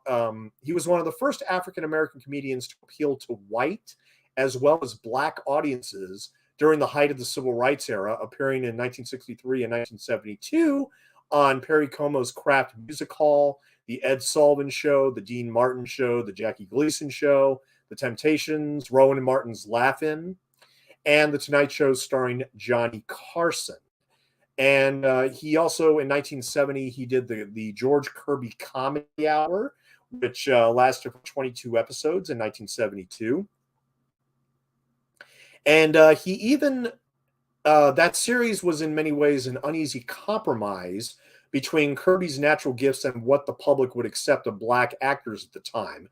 And a regular feature was, in fact, a Shaggy Dog segment entitled The Funky Fable. And he was also a regular in the ABC series Copycats, with other impressionists such as Rich Little, Charlie Callis, Marilyn Michaels, and of course the great Frank Gorshin, who was in That Darn Cat. And following the demise of the show, Kirby's career declined, especially as audiences began to look for more cutting-edge comedy. And unfortunately, a year after he gave all the voices of the rest of the dogs in the Shaggy D.A., he was arrested in 1977 for selling cocaine and heroin to an undercover officer, and he would end up serving 3 years in prison. Ironically enough, I mean, he voices all these dogs in a in a pound where they're all in prison for whatever reason, you know, dog prison, I guess you could say. Well, a year later, he actually went to prison. And then, but after he got out of prison, he actually went to schools to let students know, hey, don't deal with drugs. It's not worth it. It's just not worth it. And he passed away in 1995 due to Parkinson's disease. But yeah, he gave the voice of every single dog in the pound. I just don't understand, why couldn't they have gotten Peggy Lee? They could have done like a Lady and the Tramp reference there. I mean, kind of a missed opportunity.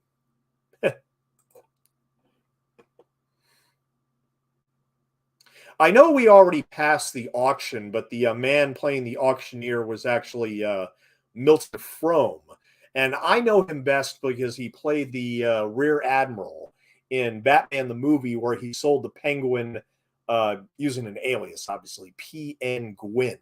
he actually sells the Penguin a Navy surplus nuclear submarine. So,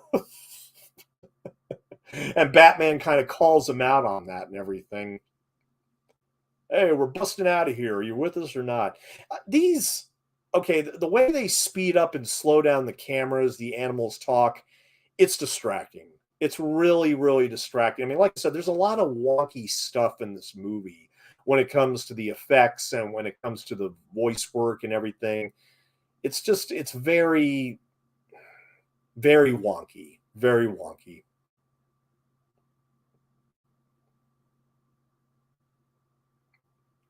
And see, here is where he gets the order to euthanize the dog and basically get it to put in the gas chamber and everything. Pretty dark stuff, I guess, for a 70s Disney G-rated movie. Quick, he's coming.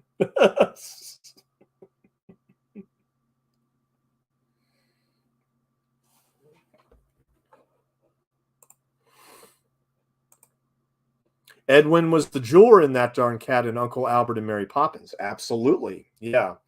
Yep.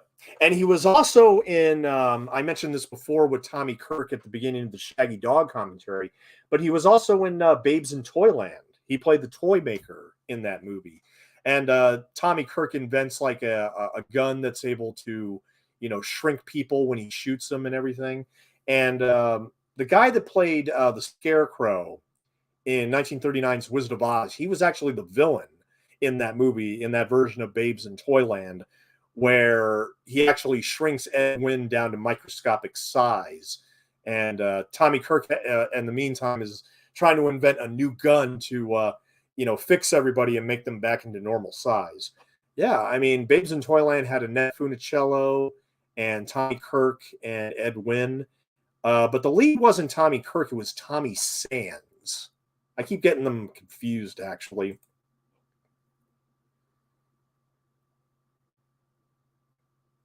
Sorry, boy, governor's orders. Oh, no, don't do that.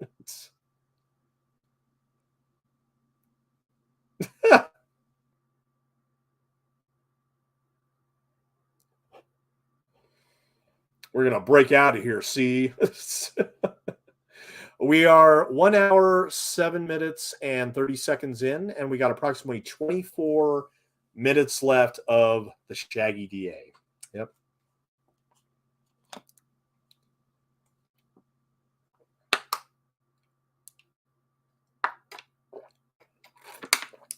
I'm not sure why they felt the need to use the same voice actor for every single dog. I mean, he even voices the female dog, which here again doesn't make sense. Like they couldn't gotten to Peggy Lee back again.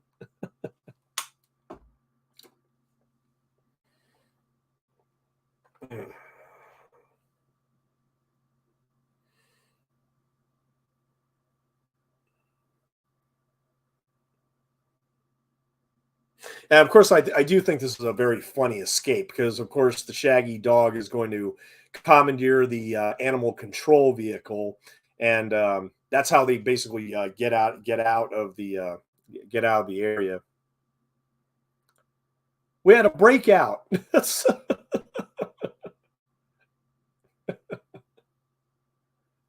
There's our getaway truck. Follow me.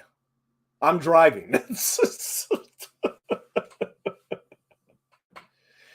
uh, Here again, I still think my two favorite things about the Shaggy DA is that opening title song sung by Dean Jones, as well as the moment when the Shaggy Dog punches Dick Van Patten in the jaw. Otherwise, a lot of this stuff is still pretty silly.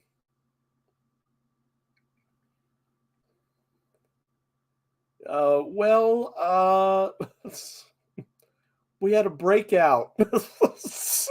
A breakout. All the dogs drove off in our truck. You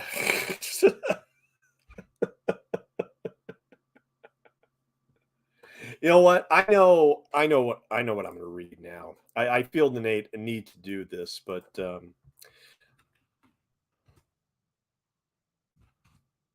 let's see what Roger Ebert said about the Shaggy DA in his review.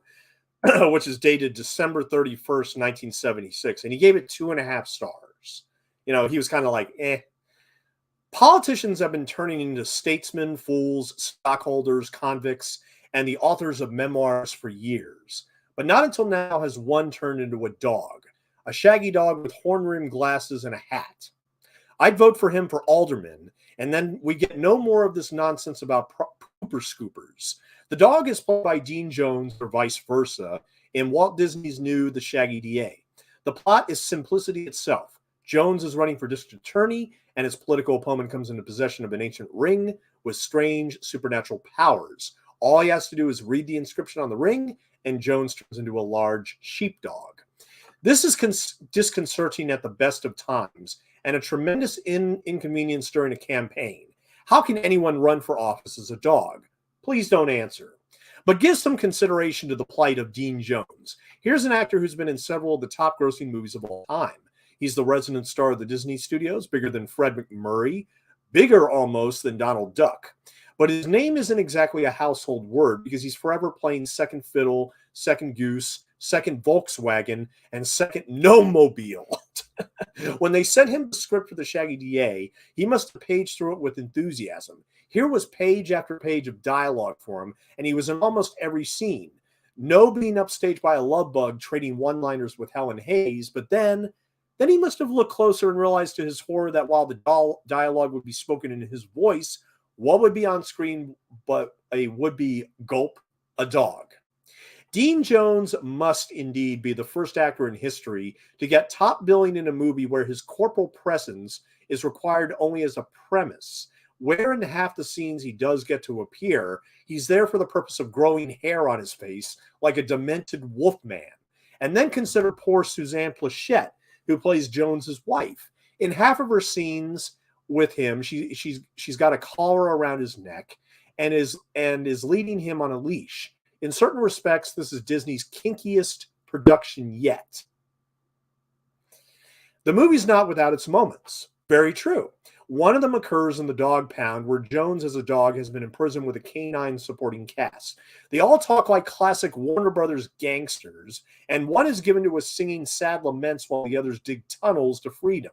It's an original premise, a cross between a dog movie and a prison movie, and all we need is Pat O'Brien as the warden, or dog catcher. There are also the usual scenes in which cars climb telephone poles, characters do cartwheels in midair, dogs drive ice cream wagons, and Keenan Wynn blusters. The Shaggy D.A. is one of Disney's better recent efforts, if only for the unique insights it offers, as in the scenes where Suzanne Plachette tries to give a straight face while saying to the dog, "Come on, dear, time to go home." Okay, you know what? I think that sums up the Shaggy D.A. pretty perfectly. It's silly, it's harmless, it has its moments, it has its laughs, but it's also kind of forgettable. Like I said, that opening song, I'll have that opening song in my playlist from now on. The rest of the movie, I don't think I will ever see this again. I definitely rather see Shaggy Dog again than the Shaggy D.A. again. And I certainly don't see them ever remaking the Shaggy D.A., unlike the Shaggy Dog, which they remade twice, once for television and one for theatrical release with Tim Allen. But wait a minute. Did he have a pipe in his mouth? Okay, so not only is he wearing a hat and an overcoat, but he also has a pipe in his mouth. Well, I guess that's blending into the disguise. I don't know. And see, clearly this is a guy in a dog suit, but I mean, I guess kids watching this will be like, whatever. Yes. Mm.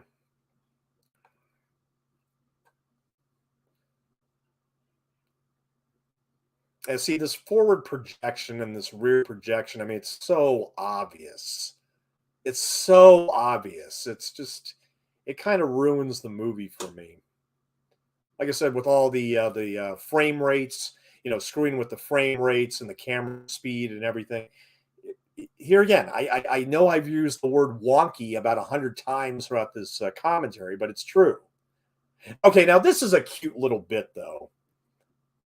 Are you Slade? Yeah, here you are. Don't matter. Listen, I got a message for you from Fast Eddie. He says you're off the gravy train. Look what he does with that cigarette. I don't even think the cigarette is lit, is it? No more gravy. And Keenan's like, what the hell?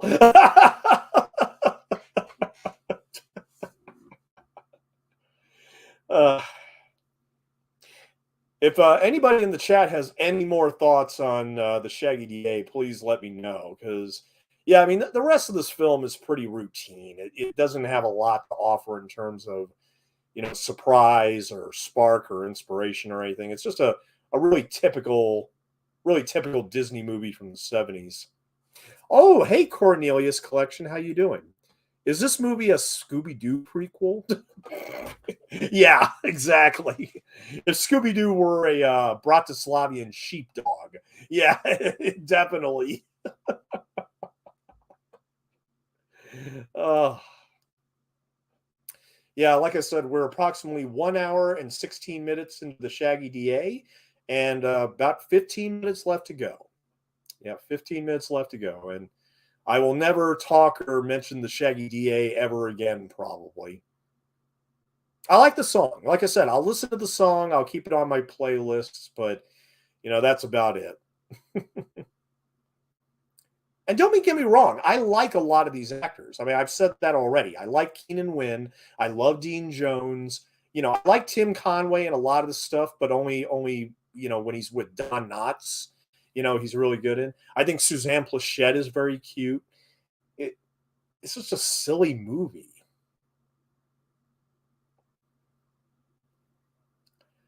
Yeah, now this sequence here is supposed to be rather hair-raising, but it also comes off as just kind of, yeah, so what? It's where they have to, they're going to this warehouse that Keenan Wynn runs, all his corruption and everything, and they're trying to bust him. So I'm trying to remember what the act of heroism is in this movie where, he's able to break the spell again. But here again, this movie has a completely different rules than the original where, every time those words are said, he will turn into a sheepdog for like 5-10 minutes. But here, Dean Jones seems to be a sheepdog for a lot longer than he's supposed to be. I guess we're assuming that Keenan Wynn just says the words over and over and over again, like every 10 to 15 minutes just to keep the spell alive. I mean, here again, it's just...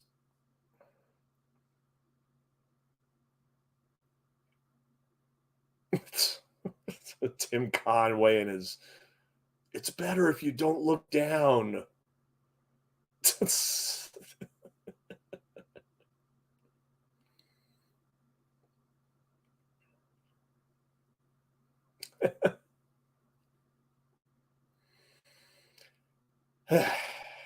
Only 91 minutes, and it already feels like it's stretching here.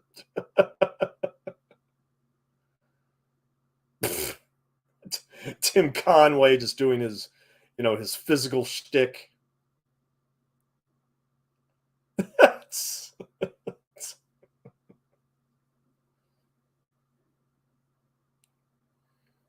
Oh no, his kid. Well, yeah, he seems to be walking along no problem until he trips.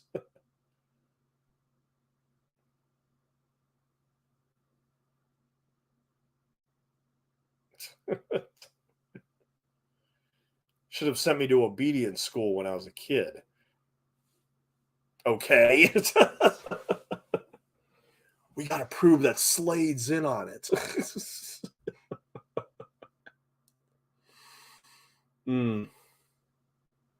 Yeah, forgive me. I've kind of run out of things to say about the Shaggy DA. It's just a silly movie. It's just not much more to it than that.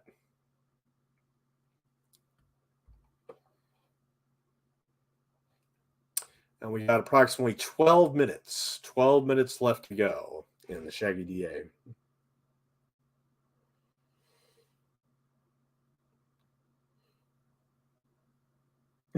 So this warehouse has, boxes that say sporting goods and empty refrigerators and furniture and everything. Oddly enough, and here again, I don't know why, but a lot of the Keenan Wynn stuff in this film also harkens back to Herbie Rides Again. Just he had a warehouse in that movie too, with a lot of weird stuff in it, including cars.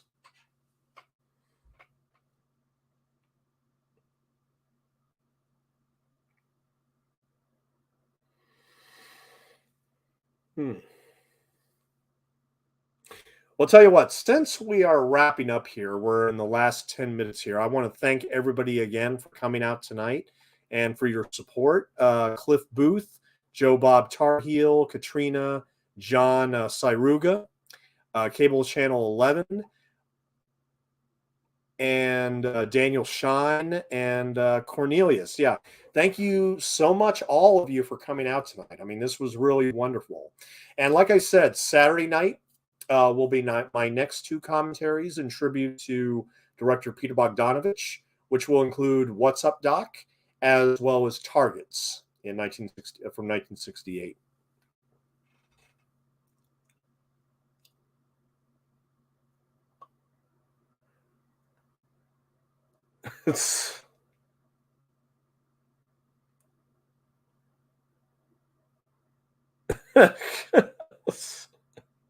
Well, yeah, he picks up the tape recorder, and then what plays are marching music. Yeah, right. It's just ready to get this over with. Really ready to get this over with. Oh yeah, John. So what do you think of the Shaggy D.A. watching it for the first time? I need to know, dude. And I better see a review from you on Twitter for this. Something tells me you won't be as quasi enthusiastic as Roger Ebert will be.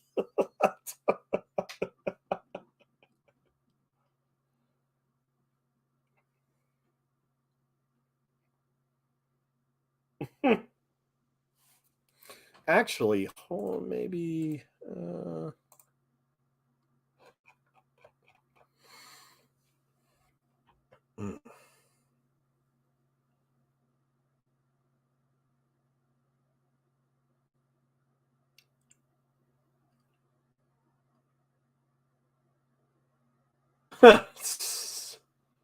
Who are you?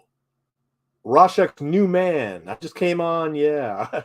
You don't Gaffenhausen that alternator, it's going to get all over the floor. This dialogue is so ridiculous. It really is. Goes like that, turns a blue.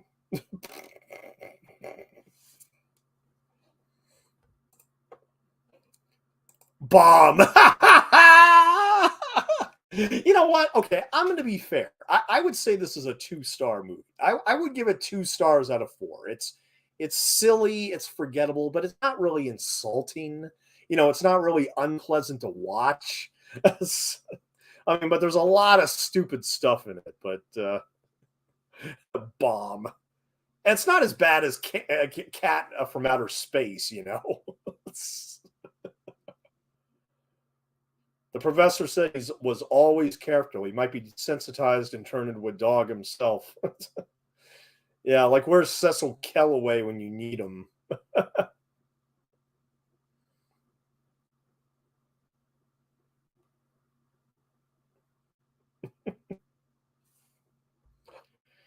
A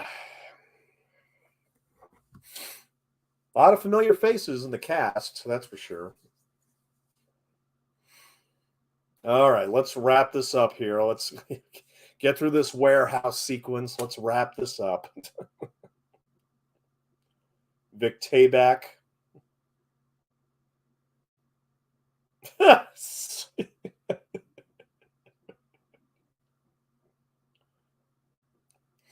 This movie could have used more like Annette Funicello, I think. It's a bit more. Actually, that would have been interesting. What if Annette Funicello played the Suzanne Plachette role? I mean, it may not have improved the movie, but I mean, it would have been an interesting thing where, well, eventually Wilby and Annette Funicello get together and get married. I mean, why not? I mean, it would make it because here again, as a sequel to the Shaggy Dog, there's not much here in terms of connection. I mean, we never see Moochie, we never see the parents. They change the rules when it comes to the Borgia ring and everything. And really, I mean, all there is color and slapstick. I mean, that's pretty much it.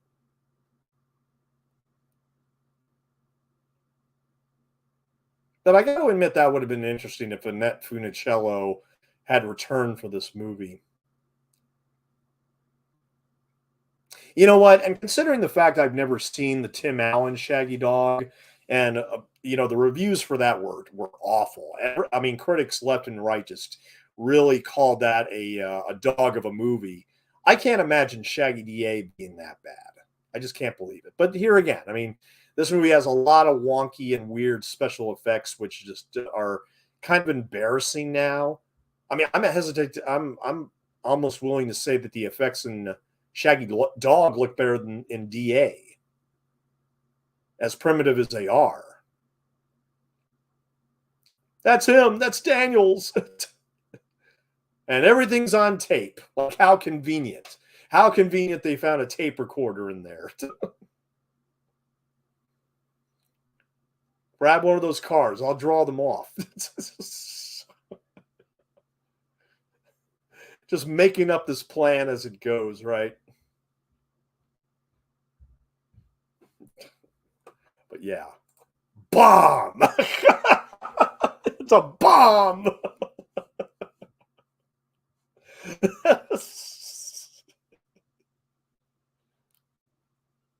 I mean, I like Tim Conway, but man, his comic stuff in this just gets really old. It gets really, really old after a while. Woof, woof, after him.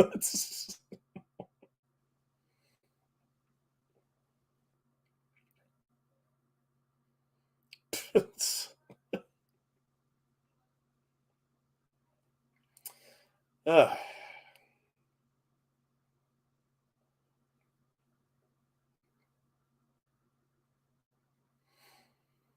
they could have easily cut 10 minutes out of both Dog and DA and would have made it a lot more accessible, I think. I've got the ring and you've got nothing. Nah, nah, I don't buy that. And of course, all the dogs that he saved from the pound, they're going to come in to save the day here.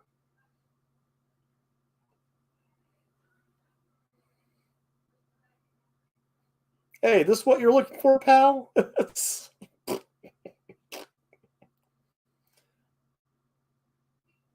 We take care of our own, see? Oh, and they just up and leave. Yeah, yeah. Like, how did they even know he was going to be there? And Dean Jones is back. Uh-oh.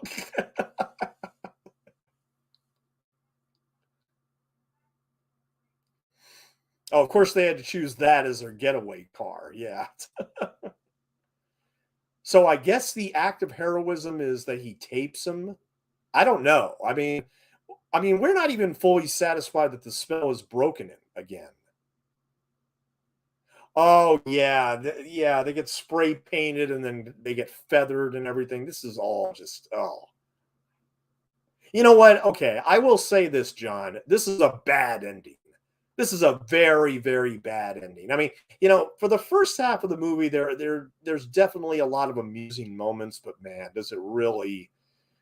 By the end, it really does go down the drain.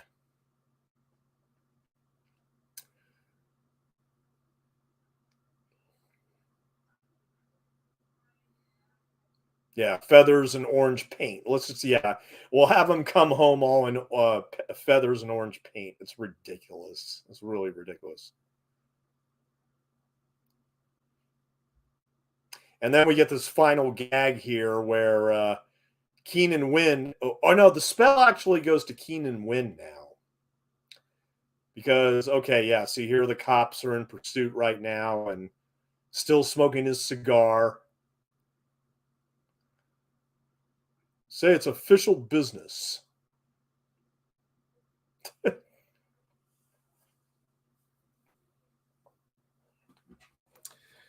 And less than 2 minutes to go.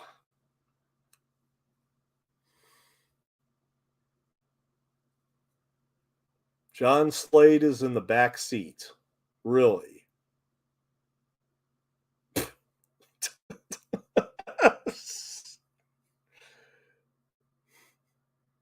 Blech. Just spits the cigar out, you know? Oh, it's ridiculous. It really is.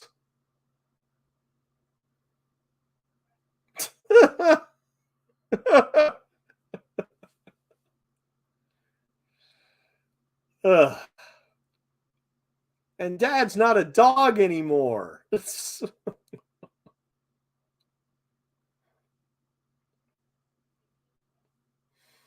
And they're finally together again. Yeah, they're finally together again. And of course, he becomes the new district attorney. Ugh. Now, this final scene, this final bit here, it lasts literally only 40 seconds.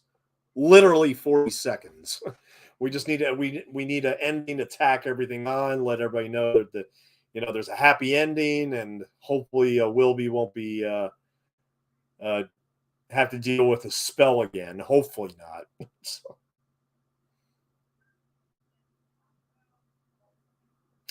And that, ladies and gentlemen, is the Shaggy D.A, which, if they ever release this on Blu-ray, they should put this quote on the back of it. Bomb! Nice commentary tonight. Thanks. No problem, guys. Hey, here again, one more time, thank you so much for, coming out and watching the Shaggy Dog and DA with me. I will see you all hopefully on Saturday night, and we'll be doing, like I said, What's Up, Doc, and Targets. Until then, you all have a